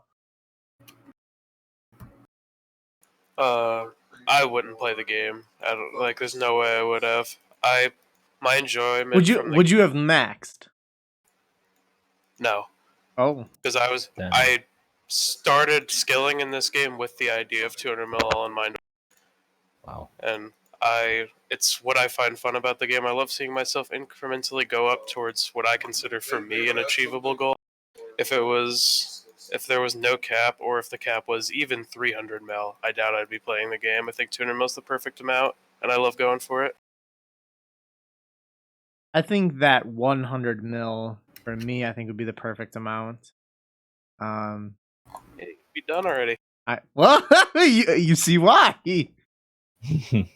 I think 100 mil as the cap limit. If you could like kind of pick like, if we're talking like 100 mil, 200 mil, 1 bill, or no cap, I'd go with 100 mil. I changed nothing. I think if it was 100 mil all, then I'd probably go for that.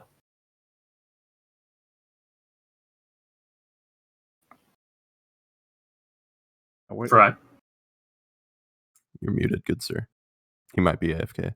All right, All go right. ahead, Abra. Good one to Abra. All right, yeah, I'm kind of with y'all as well. Like, I would have just stopped at maxing and then either hopped off the game entirely, or actually, let's see, I maxed in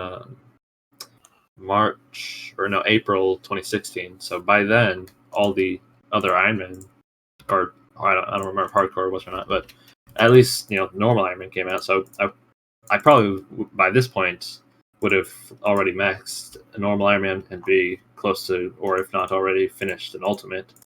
But longer term, compared to like how I still have goals and such right now, yeah, I don't even think I'd be playing.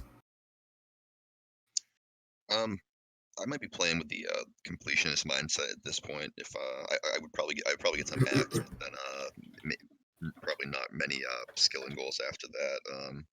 I enjoyed PVM a lot when I was an early player, so maybe go back to that and maybe the completionist style. But yeah, I don't know. It'd be interesting to see.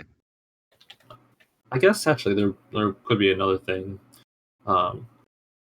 like speedrunning stuff like Inferno, learning that, getting that down quite well, and just making other arbitrary categories. What kind of Or- impact on the RuneScape economy do you think it would have? Like, how expensive would Bibles get then? Oh yeah, Bibles I think would be much cheaper because there wouldn't be nearly as much demand. Because I think that's a fairly hefty chunk of the demand, therefore price of things. Yeah. But also other things would be more expensive, like chins. Because you don't have people going for like 200 mil hunters, so you won't have nearly as many of those in. And people are still. I feel like most of the chins that are used aren't for like 200 mil range stuff. It's more for just people trying to like PK and such, trying to make their builds, or even just like casually maxing and chinning, whatever. Yeah, it would change a lot of things. Like how much would how much would it cost to like fletch with darts? Like and like with the chinning, like that would be wild to see how expensive some of the skills would be, because like obviously I disagree. I think that Bibles would just get increasingly more expensive depending on which one it is. Whatever Bibles are giving the most XP, people are going to be focusing on that the most, so they can end up getting the most XP. Because also like the reason Oh wait, hold on. I'd have to think about it.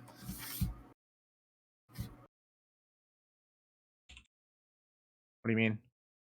I was just trying to think of like exactly what end it is for people doing tons of like for 200 mil fletch that they do darts, but the consequence of that is, I guess, there's demand for it there, and tons of supply of the finished product. So the steel darts are 2 GP, myth darts are 4 GP. Last I heard, like a few days ago, which is crazy. So that is where the GP per XP comes in. But yeah, if not as many people were actually making those and doing that, I feel like that margin would get smaller. So I feel like it would get cheaper. I don't know a lot of stuff that would get more expensive. I would honestly say every single Bible get more expensive. Every single thing. I don't know. That'd be my guess. All right. So going back to the question I accidentally skipped was, what was your most difficult goal that you achieved? It doesn't have to be like time based. It could be like, mentally. What was the most difficult thing for you? Give me one or two that stick out. Well, to be totally honest, I haven't done much hard in this game yet. I guess, I mean, maxing to an extent is probably the most impressive thing on my account right now. I've got high smithing XP, but I do rune 2Hs, so I'm laid back hanging out. I gem thief. Don't have an infernal cape. Pretty standard boring account, to be honest. Not much difficult. All right. Well, when you achieved something, what was the most relieved you had been? What was it that you did? I would in that case it would definitely be maxing because going towards max, I knew I wanted it, but I knew there was gonna be skills I didn't enjoy doing. But I knew I kind of had it in mind that once I got there, I could just do things I enjoyed and have fun. But I wanted the cape to begin with and have max total to begin with before I started doing those things.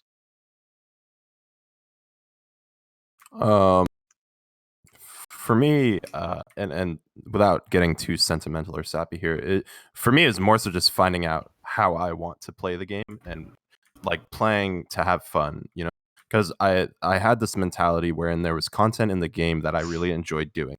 But if I was doing it and it wasn't like necessarily super efficient, I was feeling like I had this like subtle anxiety of like I should be doing something differently. Like a great example is herbivore. I really enjoy doing herbivore. It's just something that I think is cool. I think it's cool content, and I enjoyed doing it. And I enjoyed going for the pet. But like every time I was doing that, I was like, I should probably be doing like black chins or red chins right now because I'm not getting as much XP. And like that kind of really weighed down on me. And so just kind of changing my mindset to be like, I'm still gonna go for these XP milestones that I want to get, but do it at my own pace and how I want to play the game really made the game much more enjoyable for me. And I know that's certain people like that anxiety of like I should be doing the most efficient thing, and that's what makes me enjoy the game. I totally get that, but for me, it was changing that mind frame. I'd say the achievement I hold nearest and dearest to my heart is getting an 80k Redwood hour while winning 2 Fortnite games. Oh my god. This guy's good. Gamer moment. Said the forbidden word. Oh no. Fortnite, baby. We love Fortnite. I know exactly what you mean about the hunter thing.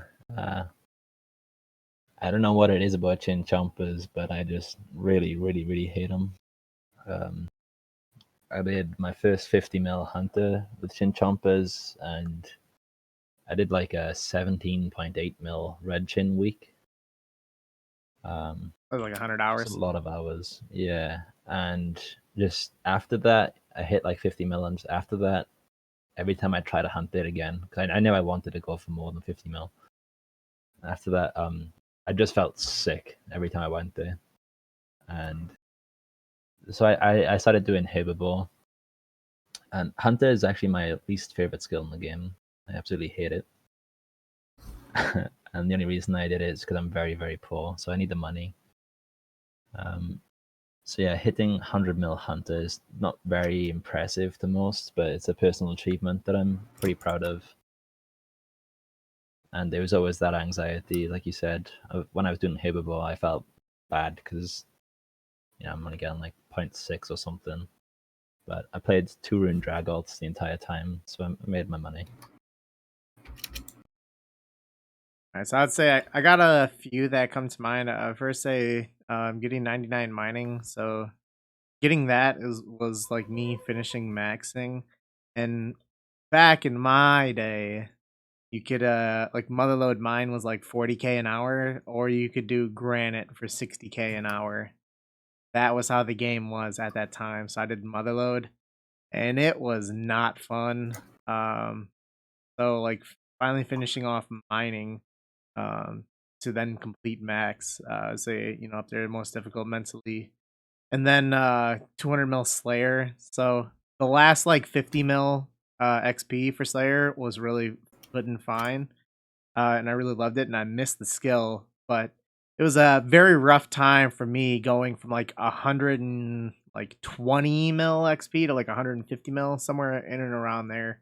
Was feeling a little burnt at that time, and from it, and I don't know, I just didn't love the skill for that time period. So being able to get over that little hump, finishing off the skill is great. And then I'd say most recently getting 80 divination on RS3.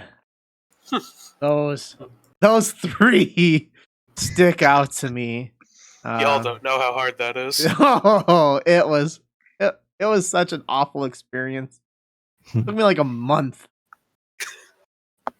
Damn.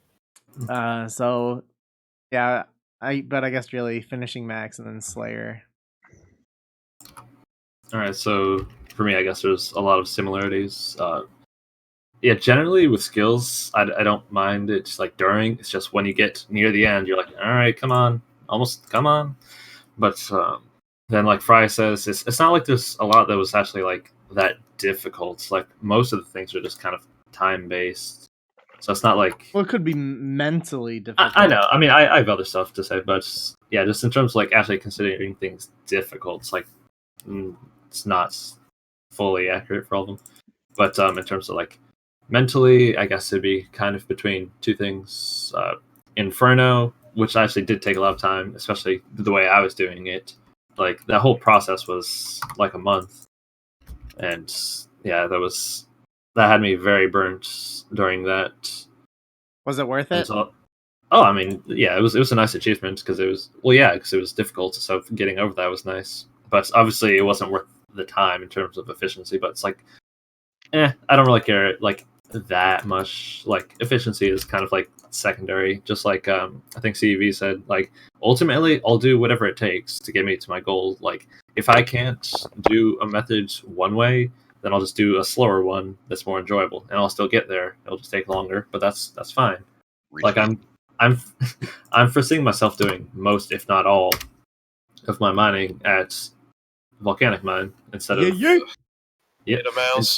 instead of doing Granite.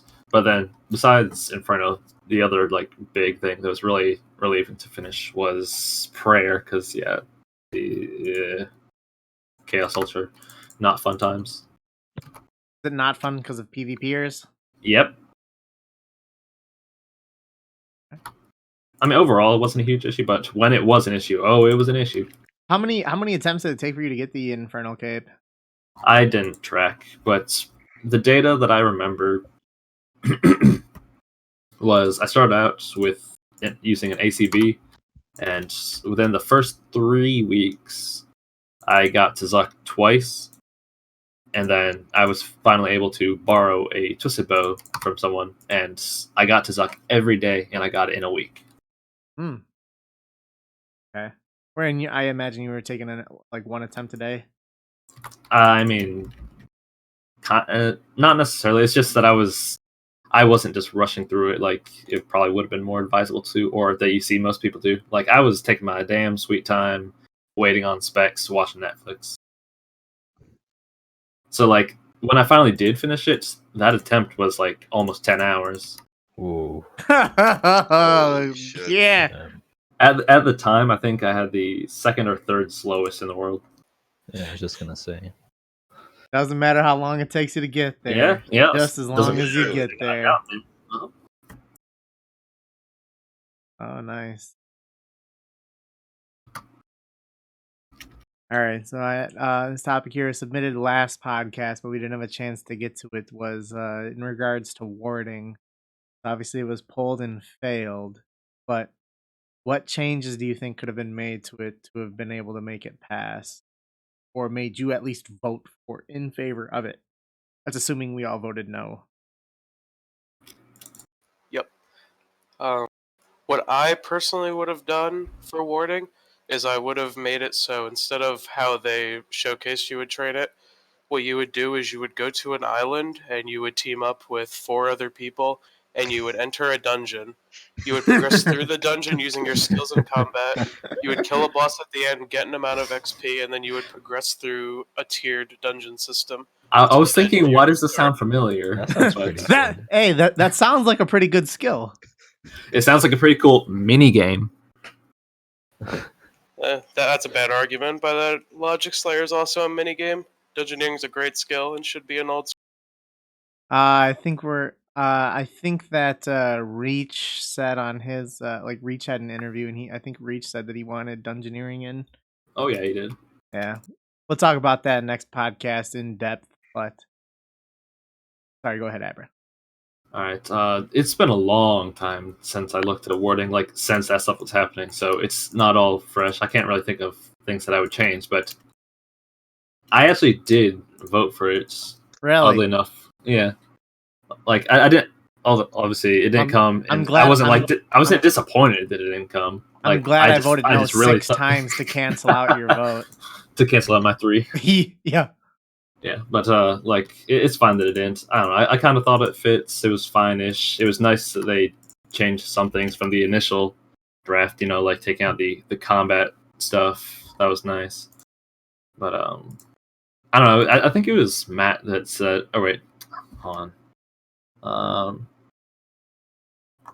I'm just making sure I'm not gonna. All right, I don't think it's even in this document, but something that he said, I kind of agree with a little bit.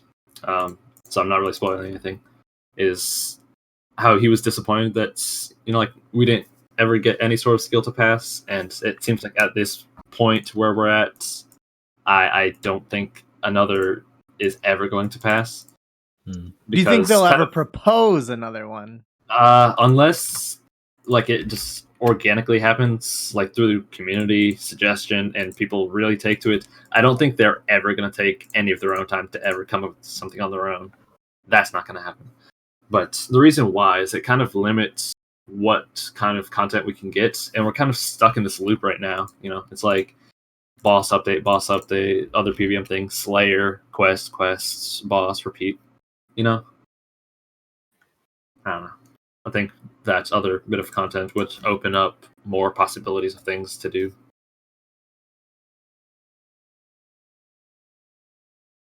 I don't know. I think that the skill was, for me, a very far. I don't think they could have done anything to the skill that would have made me vote in favor of it. I think that, and mind you, I did not reread the dev blogs or the polls on it, so I'm only going off of what I remember from when it was initially polled. There were so many different things that I had issue with, and I guess like initially I also didn't like the presentation for how the skill was kind of presented to us, where it was like, hey, we have smithing for making melee armor, we have crafting for making range armor. This is going to be the skill for making magic armor. So because of that, like I really didn't like its initial presentation with how it said that, and I don't know, I just didn't think that it organically fit into the game. Whereas I think that they could come out with other skills that would make a lot more sense. I know that summoning and dungeoneering are popular skills. I think summoning would have to kind of be tweaked more so not be heavily used combat, maybe like overall supports or like other skills or something. I don't. There'd be some kind of tweaks that it could be made where that'd be a skill that I'd like to see, but I don't know. I don't think they could have made any changes to it that would have made me vote yes for it. And build off of that, then I also don't think that they are ever going to pull another skill in the time in which I play over the next 2.5 years. Do you keep up with RS3 any? Not at all. All right, because I was gonna say it's not out yet, but I guess just keep an eye out on. Oh, I know that there's a archaeology. new skill coming. Yeah. I thought it was originally supposed to be coming out in January, but no, they're still working on it. It'll still be a while. But yeah, archaeology, we'll see how that is to see if maybe that first of all if it's good for them, but if that inspires anyone to come up with more community ideas. Training invention on RS3. It was not a bad skill compared to divination. So I think like divination for what it was that I did train, it was an extremely pointless skill that it was shocking how empty the skill felt. Whereas invention, I think being able to give some use to literally, although I know that there's optimal items that you disassemble for parts and pieces and things like that. I think that invention was for the only couple hours that I did do it. I think that was not a bad skill. I don't know. So, in terms of if there was any other skill, what do you think? Like more of a gathering or production? Because warding was kind of more production. There was a little bit of gathering stuff, but I think it would kind of have to be or like a combination. I think it would have to be like a combination. Yeah, because even whatever divination, even divination is a little bit of both. Like most of it is just gathering stuff and yada yada, but there is stuff that you can make out of that within the skill itself, I think. Yeah, divination's actually a pretty deep skill if you're like maining RS3 and like going for max or tournament. Like there's stuff you can use with it for PVM as well, but like for what you were doing on it, yeah, like the skill seems like it has no, and it's very boring to train. It's not a well designed. Yeah. Like you can make like the portents and stuff. And sign of lives and stuff. Yeah, and the skilling locations, it does have a pretty good amount of uses. I don't think there's any way the warding, just the concept of warding, the skill of warding, will ever make its way into OSRS. And warding is dead. Yeah, but I agree with what you said, Abra. It's pretty unlikely that another skill will ever be added. Or you quoted someone saying that. But I think if another skill is ever added, then it has to be either summoning or dungeoneering. No other skill will work. And if either of those are pulled, then I think they'll pass. Or, again, I really think it's all up to the community. But last thing on this, it just makes me think of a tiny little clip from Jace. Like, he was just looking through his bank for an item for a crucible. It was split bark something. He's like, split bark armor? I wonder how this is made.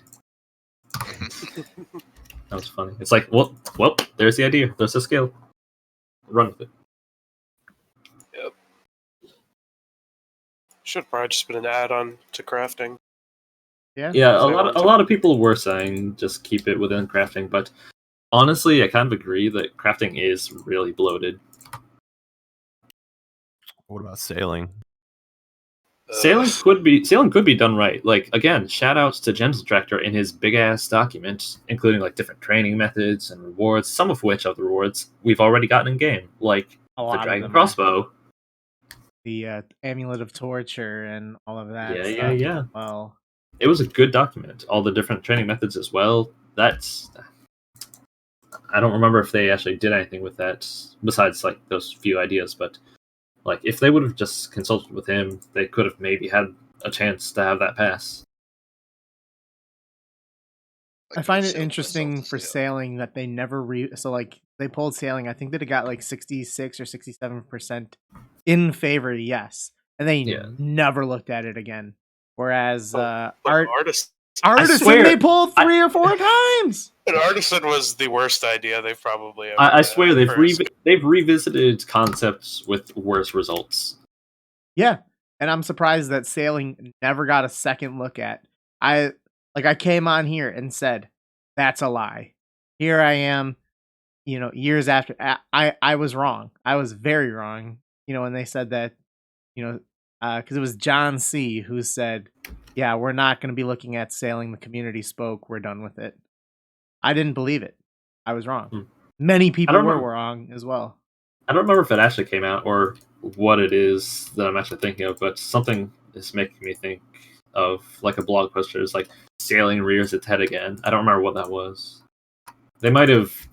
No, I think they did pull it twice. Like it was really bad the first time. No, they did not. They pulled it one time and it got like 66 or 67%. Because I know they did make changes.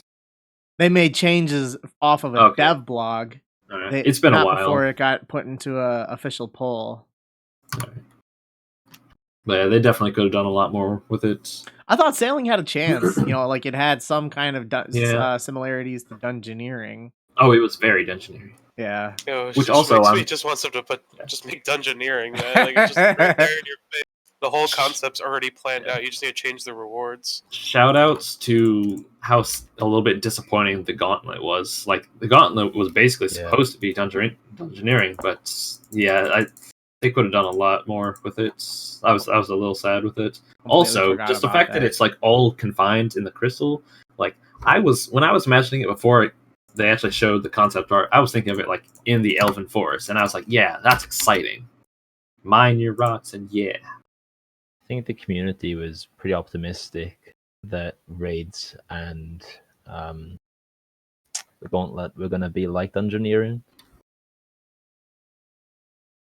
Oh yeah, I guess that's actually kind of like, even though it's somewhat within the loop, like one of the only like big things that I feel like, not me personally, but like the community at a whole, things that they ask about that they'll be excited for when it happens is it'll probably be within the desert, like a third raid. I feel like that's the only like big thing that will happen within the next few years that will have a lot of traction. I'm still so disappointed that they teased Varlamore, the South Azea, 4 years ago, and we still haven't gotten it. Well, not 4 yet, but still.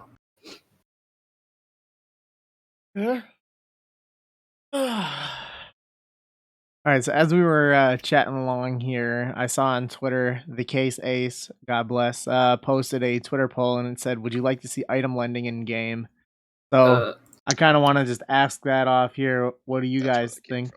Yeah, that is where its surprise came from. So I'm looking at the votes here. So there's 7 votes so far. 86% are no. 14% yes. So, what do you guys think? Oh, I'm surprised it's that much. No, because it's only 7 votes. Oh, okay. Well, okay. So until it actually circulates, it's probably all just gonna be like HLC.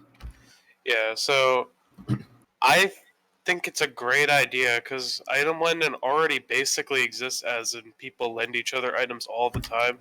Except when it's an in-game system, nobody gets scammed. So all it does is reduce scamming. It doesn't add anything new to the game because people are already lending it. So I don't understand the problem with it at all. Yeah, I wasn't around for when item lending was a thing back in late RS2, early RS3 days or whatever. So I don't know really any of the flaws that came with it. But I don't have a ton of issues with it from my understanding of it.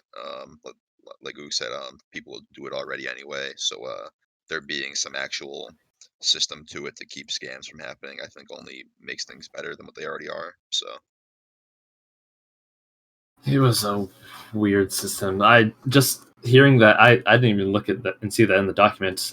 Just my initial reaction was, ugh, that's just not. I don't know. Why? Elaborate. I don't know. It had some interesting impacts on the economy because, like, all people would do is like lend out items, and like I think that made some things go up. And it was just a weird system. I don't see any issues with that. I mean, yeah, people already lend stuff, and I guess that would reduce. Like they're paying for a service as well, and their services for the ability. I know it's just that it's, I don't know, something's weird about it being like, I was gonna say governmentally, but I guess it's a Jagate system, whatever. Just being insured, it just makes it so much weirder. But also, like, if you actually think like what would happen to the prices of those items, like I think back then, like everything went up because it didn't matter what price it was because you get return on your investments. So, but Do you think thinking it would be about it similar now, with it's interesting though. Think about it now with our current death mechanics. Stuff has already gone up a lot because like they don't get synced out of the game. Or actually, wait, shouldn't that make them go down? I don't know, but it would have weird effects on prices, and also it just feels so weird. Like it'd be much more temporary things. I don't feel like people really lend out their stuff as much as y'all are probably thinking. I disagree. I think people lend out their stuff at such a huge rate. I linked the the Twitter poll in the Twitch chat here. I was the lone vote for yes.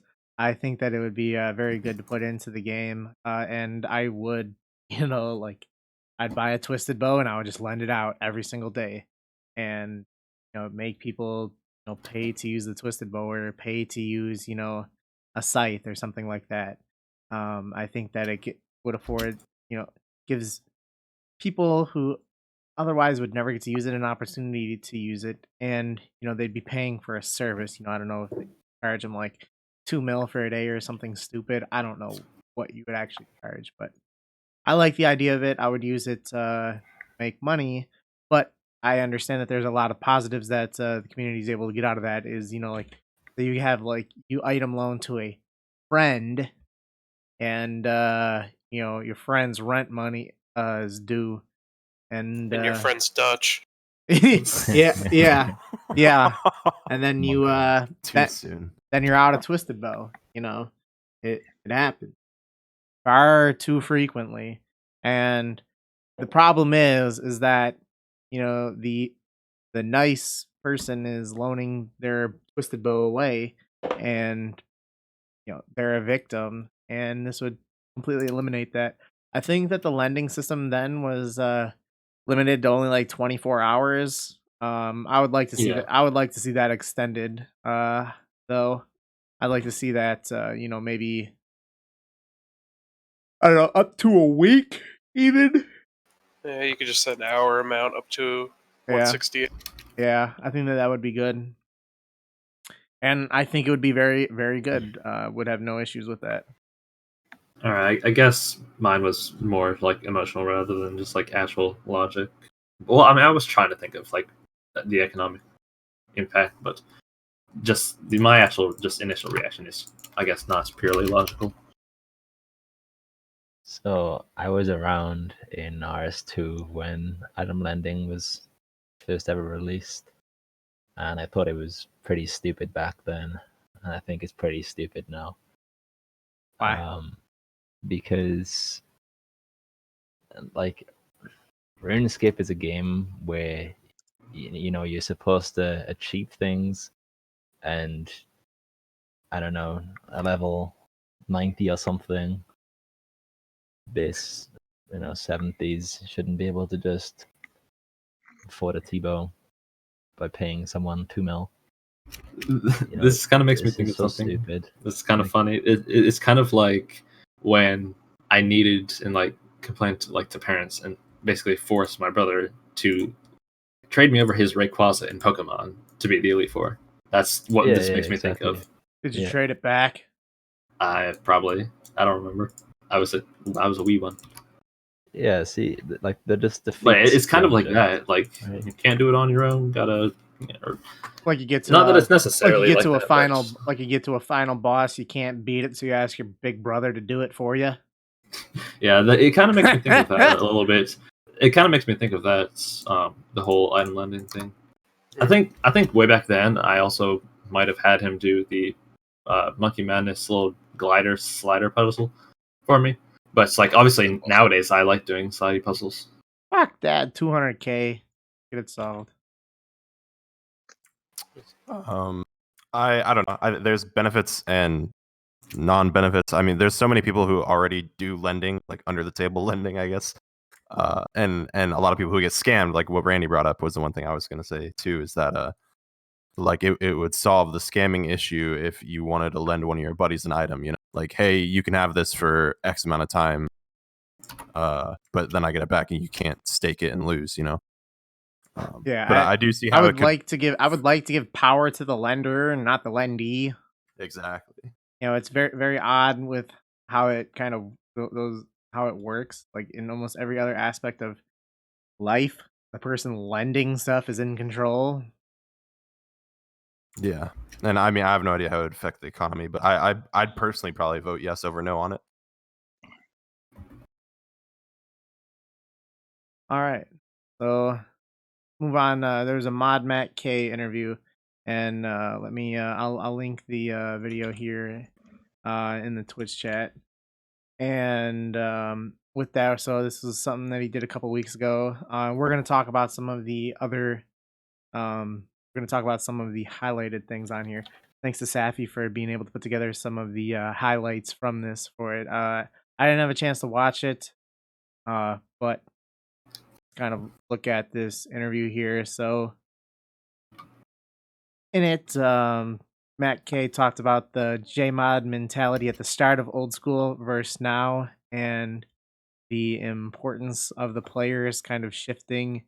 Do you think that the change in JMod mentality from, let's say, 6 years ago versus now has improved the old school RuneScape experience?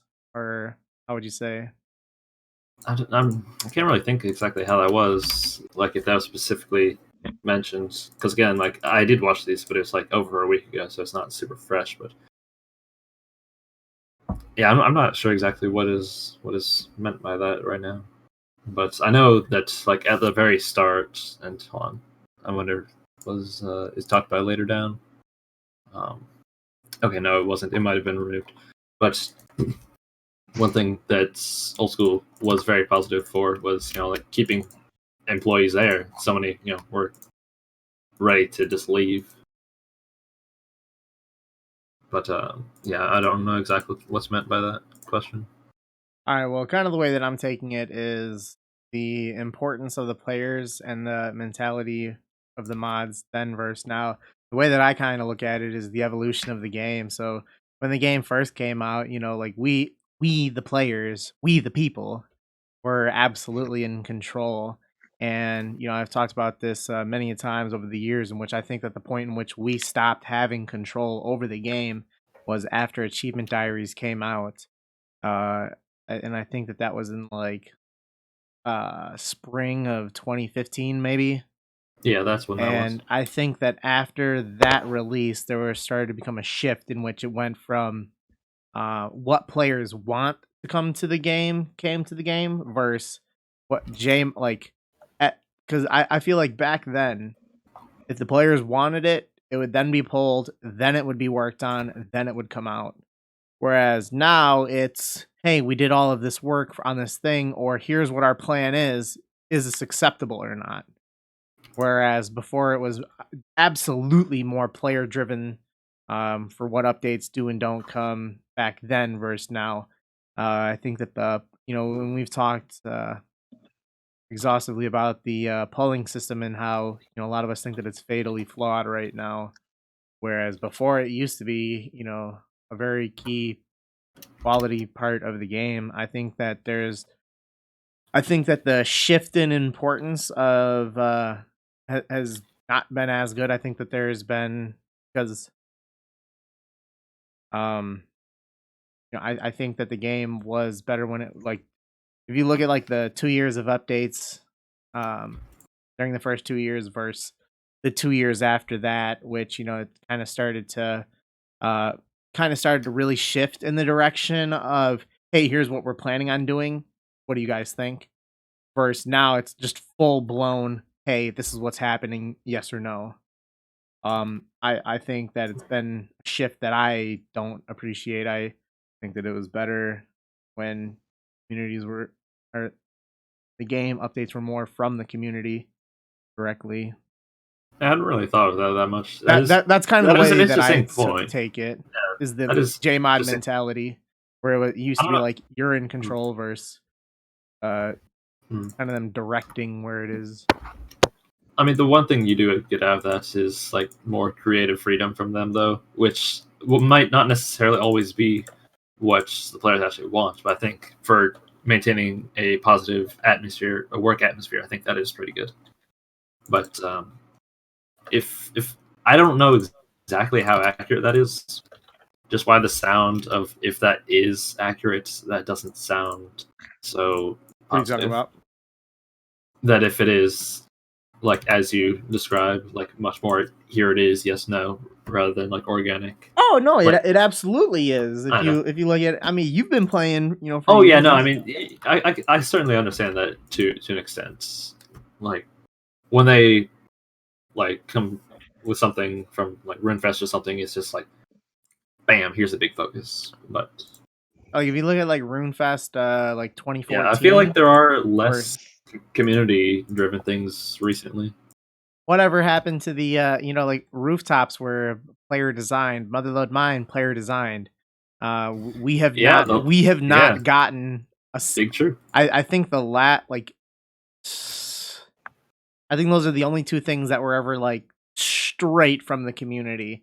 Yeah, I mean, like in other which they things had like are... I know that like a lot of things are, and they like take ideas from that, but I'm talking like full blown advertised. Submit us your ideas, and we will take the 8 that we think are best, and then pull from there which one the community wants, and then from that point, then we'll see if the community does want it or not. I would Shit love like that for that was to happen again, great. because I think we only ever had 2, which ended up being rooftops and MLM, which MLM was like March or something 2014. So it's been a long time. I would love that. It is. I think it's worth noting though, like it's very hard to say like why or how these. We have no idea what's going on in the behind the scenes of Jagex. Like they got bought out by that giant company from China or wherever, right? And who knows what executives are like, all right, change this, and they have no say over it. You know what I mean? Yeah, I think it definitely has gone from more player based to almost what is better for business, which is unfortunate. But I mean, like, from a company standpoint, it makes sense. You obviously want to do what's best for you, because you get the best revenue and everything. And so sometimes you're gonna want to try to push certain ideas and then hope the player base goes along with it.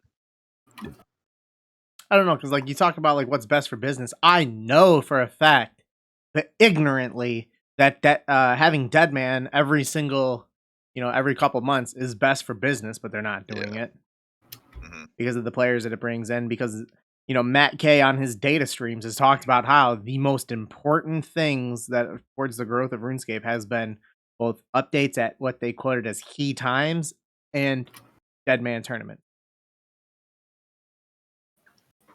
I think those are usually like January, July, in September. Yeah. But it's kind of interesting to think how it's slightly different this year. Like our big update was Ashihama, which really wasn't that big of an update at all. I'm actually a little disappointed how small of an update that was. Like the only other, I know this year is in terms of the resources is going to be smaller, which is why they didn't do desert. But like the only other somewhat sizable thing we have to look forward to is the Mauritania quest, Sins of the Father. Which there are other things included within that, like the agility and the essence. But I don't know. It just feels like this year is not going to be that big. Iron Man part of that. They've definitely slowed down. Okay, I guess Group Iron Man is the only like really big thing to actually look forward to. That's nothing Clan new, system? really. Well, yeah, but I'm just talking about like in terms of hype.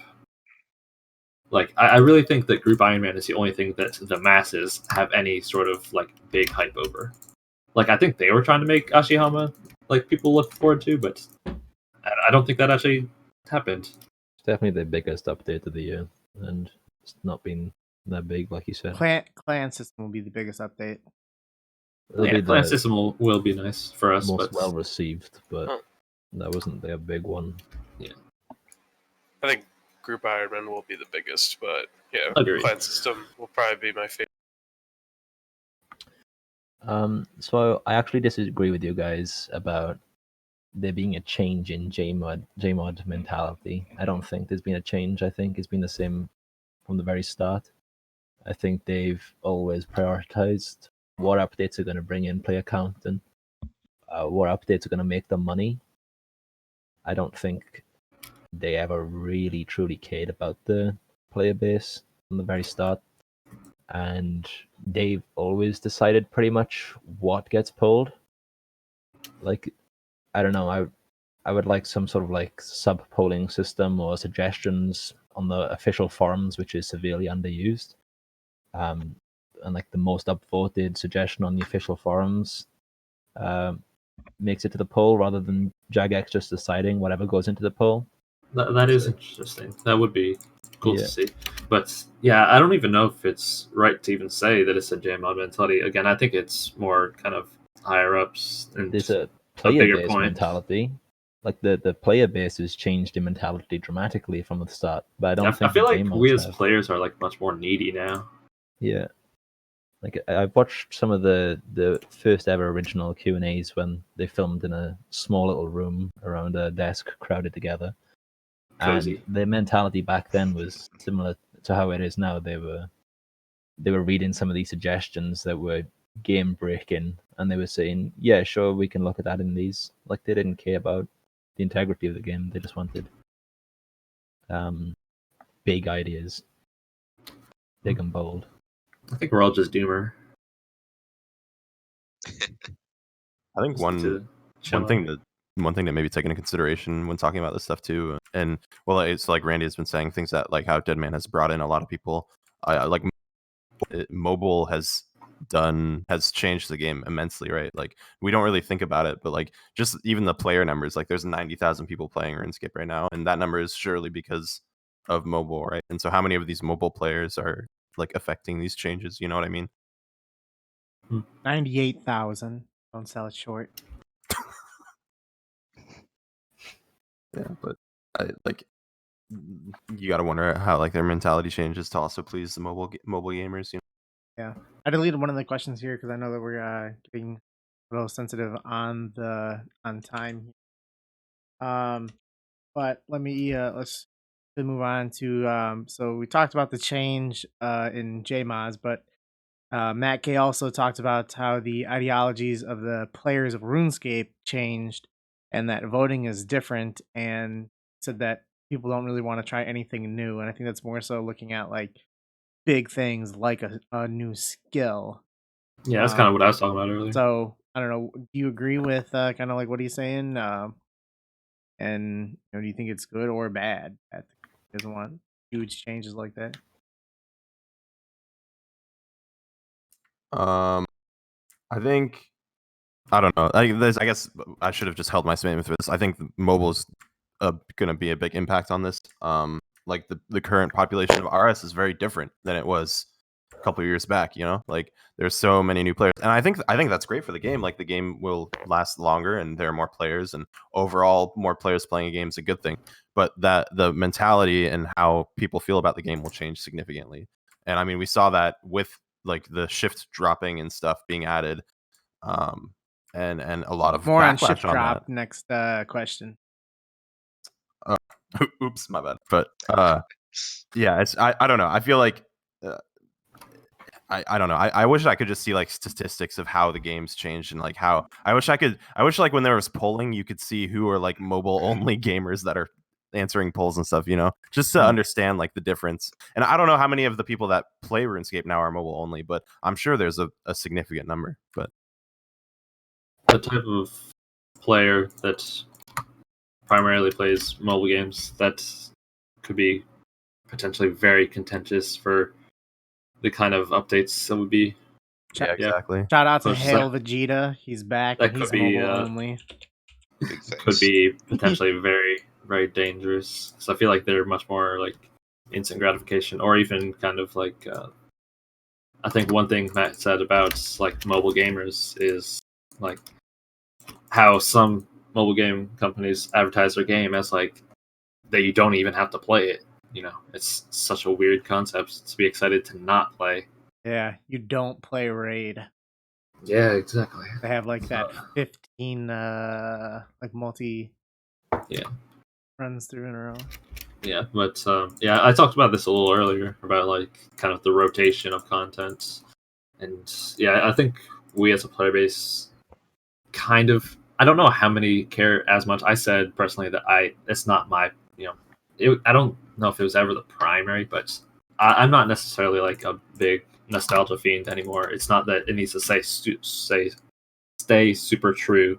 Like I think we need to be willing to take some bigger risks in kind of the content we want and would accept to kind of change the longevity. We need to have a little more.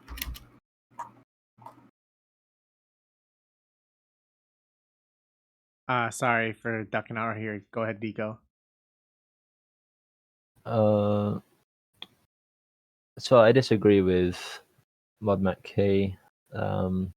That people don't want to try new things. I think the community is very willing to try new things. There's been quite a drastic change in the game from when it was first released, and the reason voting didn't pass is because it was shit. Nothing to do with trying new things. I feel like the issue there is just the amount of time that actually went into the design. Like, I feel like the design process could have been much better than it was, instead of them kind of like doing a lot of the work, but it's seeming so detached and out of touch with what the players would have actually wanted. And then they talk to us a little bit and they make some changes, but I feel like it wasn't nearly enough community interaction to make it a proper skill that we would vote for. I put myself back in this question, then Deco said what I was gonna say. Yeah, it's stupid to be. They pull a bunch of like horrible things in a row. They don't pass it. Like, I guess the community doesn't want any. It's like, no, we don't want crafting 2 as a skill. Like, I think many people would be very open to a new skill. I've asked a lot of people about dungeoneering and how they feel about it, and a lot of people seem to want that in the game. I don't think. To be fair, that's not even a new skill. To be fair, that's not even a new skill. It's new to a lot of people though, because it came out pretty late. I think it was like 2009. It was or not. 10. It will also maybe then. Still, it's at least new to the game, and a lot of people probably haven't done it or don't even remember it. It was 2013. No. Hold on. It was not that late. It was not. No. Hold on.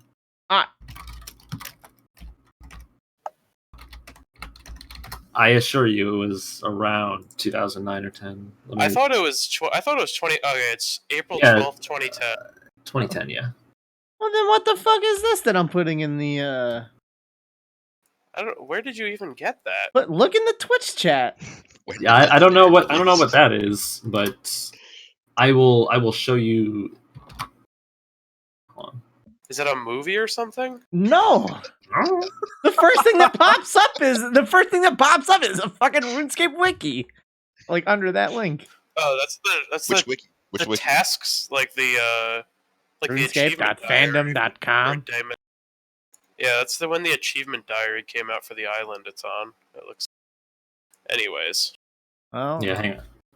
I'll just put it in Discord for you. Anyways, people want something good, not something shit, and saying that like, people voted no on this bad thing means no one wants anything is just really stupid and a cop out for them for not being able to make any interesting content for the last like 8 years. So yeah, look at voice spam. Okay. Oh yeah, there it I is. was gonna say it was in 2013. All right. We got 2 questions here then before we head out, but one of them, still part of the interview, was Matt K. He stated that when shift click drop past a pull, he feels like lost touch with the community, stating that clicking is what made the game balanced. Cool guy. So, do you think shift click drop was a bad update? It sounds like Matt K says that it was. Do you agree with him? Yes. I'm gonna incorporate my answer here in the deleted question, which was about bank stuff. And apparently, I haven't learned my lesson talking about this, so I'm gonna voice my opinion again. That anything that narrows the gap between people who use illegal programs to automate their mouse movement and people who use their actual mouse is good. Shift drop is good. Anything that makes banking easier is good. in my opinion. Yeah, Interesting. I definitely think it was a big update. Essentially it allowed people to do what people were already doing, and now just anyone can do it. But I guess in a sense, it's definitely it was a big turning point that now it's easily accessible to the masses. Yeah, I was never like a purist on AHK was that. easily accessible. You just download it. Yeah, I mean, but yes, but that is also a third party thing. But I don't know. Yeah, I was never really a purist to think like, oh, the skill of dropping is what makes this method or this game good. I think it is good to make things a little more accessible. Ook, what's your opinion on people who say that it made the game easier? Shift drop? Yeah. I don't really think it's much Like, easier. is that a valid argument, like, to be made in the first place? Yeah, it's a valid argument. I don't agree with it, but Yeah. some people may find that easier than using mouse. Yeah. I mean, I think it makes the game more fun. Like, I think mining and such, and like the left-click bank for biobles is much more fun than they used to be. Yeah, For sure. But I yeah, think that it's is a a valid big argument, aspect. but I disagree. That is a big aspect. Is just having people actually enjoy the game, because it wasn't fun content to drop. Assuming you're not using HK. Like, that wasn't fun content. It was kind of just a relic of how it was previously. I don't think that shift click drop was a bad update. I think I initially thought it was when it came out, but now it's been out for a while and getting to look at it through time, I think that it was an R8 update. I know, and like I like the shift click drop for like when I'm playing on the Surface Pro that I have. I can hold down face and just tap my screen. Pretty much like turning the laptop. Turning your laptop into, like, for those of you who play on mobile, how you just turn on that drop mode and you drop like that. You're able to get the same stuff on a Surface Pro for a long time before mobile came out. So I think that shift click drop was a good update. When shift click drop was first released for me, I don't know, I kind of lost a lot of hope in the game. I felt like it was quite a pivotal moment in the advancement of OSRS for me. I don't know, I just felt like it changed how the game felt so much, and it's taken me a while to accept it. And I think what Rook said was pretty interesting, that it narrows the gap between people doing stuff illegally, and I'm a lot more accepting of it nowadays. Yeah, what Deco said about what Ook said is something I didn't even think about, but I really echo. I think that's a really good way of thinking about it. At first I didn't know how to feel. I was like, oh, this makes things nicer. Like, I don't have to use AHK anymore. And to me, it felt a little more relaxed with certain skills. I do like how it opens up the ability to like play like you'll see those people who will go like who are doing mining, who are doing granite, and they can drop like 9 granite in between rocks, and it's like being able to see people do that with shift click and adding that kind of competitiveness or whatever you want to call it into the game, I think is pretty cool. I think the record's up to 11 now, or 12. That's insane. And I don't think you could have ever done that with AHK, right? Thinking about No. kind of No. like the older methods, that makes me think of a very, it's basically the same thing, like drop down an option or two, and then yada yada. It's just make me think of like how good Bodhi is at like decanting potions manually. But I don't think that anything's really lost from that not needing to be done. That's All right, it was a good interview though. I'm glad to see like some of the stuff that Matt K has been pretty vocal about his experience at Jagex now that he's removed himself from there. So it's been interesting to see him talk about certain things. And this Yeah, I'm interview really is happy with how open he's been. Yeah, I need to watch this full interview when I get a chance, but just by like some of the stuff that he's been tweeting about, like that's where I've kind of followed most of what he's been saying has been like through his tweets since he left. But I think he's talked a lot about Jagex as well on his stream. I haven't watched because he's a horrifically boring streamer, but there's been like clips and stuff from his stream where he's trashed Jagex a little. Some of their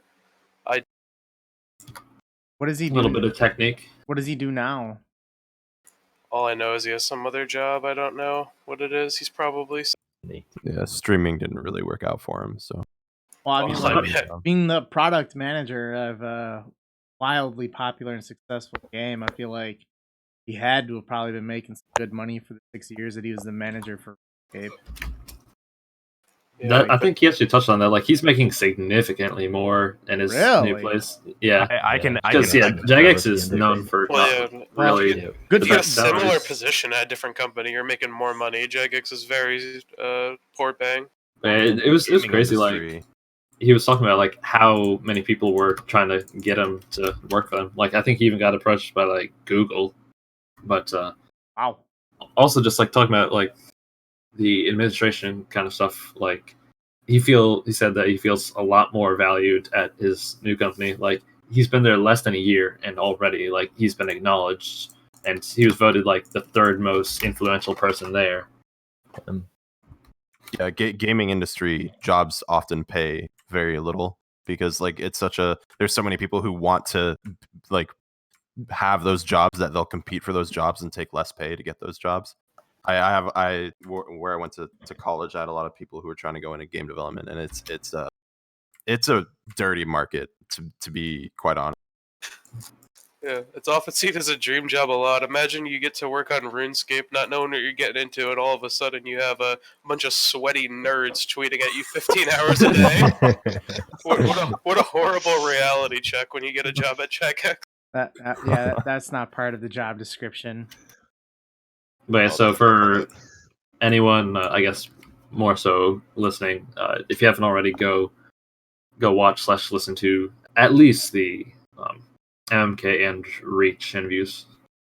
Highly recommend. Yeah, so we'll be talking about the Reach interview on the next podcast. That one was a little bit longer. That interview was 3 hours and 40 minutes. That's like up there with like that'd be like top 5 longest like Hexis podcast in terms of length. I think Matt's was like 310 or something. Yeah. So so we'll be covering the Reach interview next podcast. Next podcast will probably be in like 3 weeks. Follow us on Twitter at Hexis for updates on what's going on, or you can join our Discord where I post in there. So like it's open to the public for people to. You have some limited access, but you can view some channels in there. Updates on the podcast will be posted in there as well. So looking about 3 weeks or so, end of February. Look for next one. Before we close out here, what's everyone been up to during the podcast? In Slayer right now. It hit 190 mil today, so Hey. 10 more days or so. What's the plan Legend. after? I'm gonna do mining for as long as I enjoy it. It could be 50 mil XP. That could be the whole way. That could be 1 mil XP. I have no idea. I've been just making some rune 2Hs and killing some rune dragons. I am the visual. I am Herblore. Good stuff. And also, I'm just thinking ahead. You said 3 weeks, so we'll definitely be, I know, talking about the birthday event. If they actually don't forget to do it like they did April Fool's last year. Yeah, part of the I'd like to see what they come out with and discuss it. Can't wait. Yeah, so the 7-year birthday is February 22nd, 2020. So probably have it a couple days or like the week after that to discuss whatever event it is that they have going on for it. But I've just been training agility, gonna get 178 mil today. My high scores page has not actually updated in like 26 hours or something. So Ooh, that's pretty recent. Yeah, mine hasn't updated for like 2 days. no, like like my are you talking like the actual high scores page, like, or Yeah, oh wow. Yeah, because I mean I got like 700k more XP than what it is actually showing Yeah. on the high scores, and they're I'd not have to showing check. on there at all. I'd have to check, but I know I was at least like 4 mil off. It might be more now since I've been Wow. logged in for a few hours. They need to remove the boss high scores, put it on its own. Yeah, Put it on it's its been put it- so bad ever since October. put it on its own separate file, like page source or something. I am 270 degrees reclined and using my new triple foot pedal. Wait, hold on. From what reference point? Hold on. My Tell him your head back's in is half. touching Is your the floor. spine Damn. broken? This dude is reclined. He's folding back on himself like a chair himself. Yeah, I'm using my I'll have new one of these triple out. foot pedal. Making some gains. Oh god, yeah, no, that means your back is broken. How much did you pay for the triple foot pedal? It was about £20, which is like $30. $30. That's Yeah. not bad. Wait, what are you using a pedal for? Gem thieving. Why do you have 3? Because my right leg aches a little bit after an hour, so Then switched switch my your left foot. What do you mean? Like, it's so wide that I have one pedal hovering over my right foot and one over my left foot. Why, you are strapped into the battle station. You have a pedal for each foot. You are gaming. Dude's wearing an adult diaper and has an IV. Yeah, gonna get 200 mil thieving, I think. Nice. Gaming. I've been hitting the pond and drinking some water. Remember to stay hydrated. Oh, good call, good call. Oh yeah. Drink some water, boys. Stay hydrated. Next podcast will be Please in stop.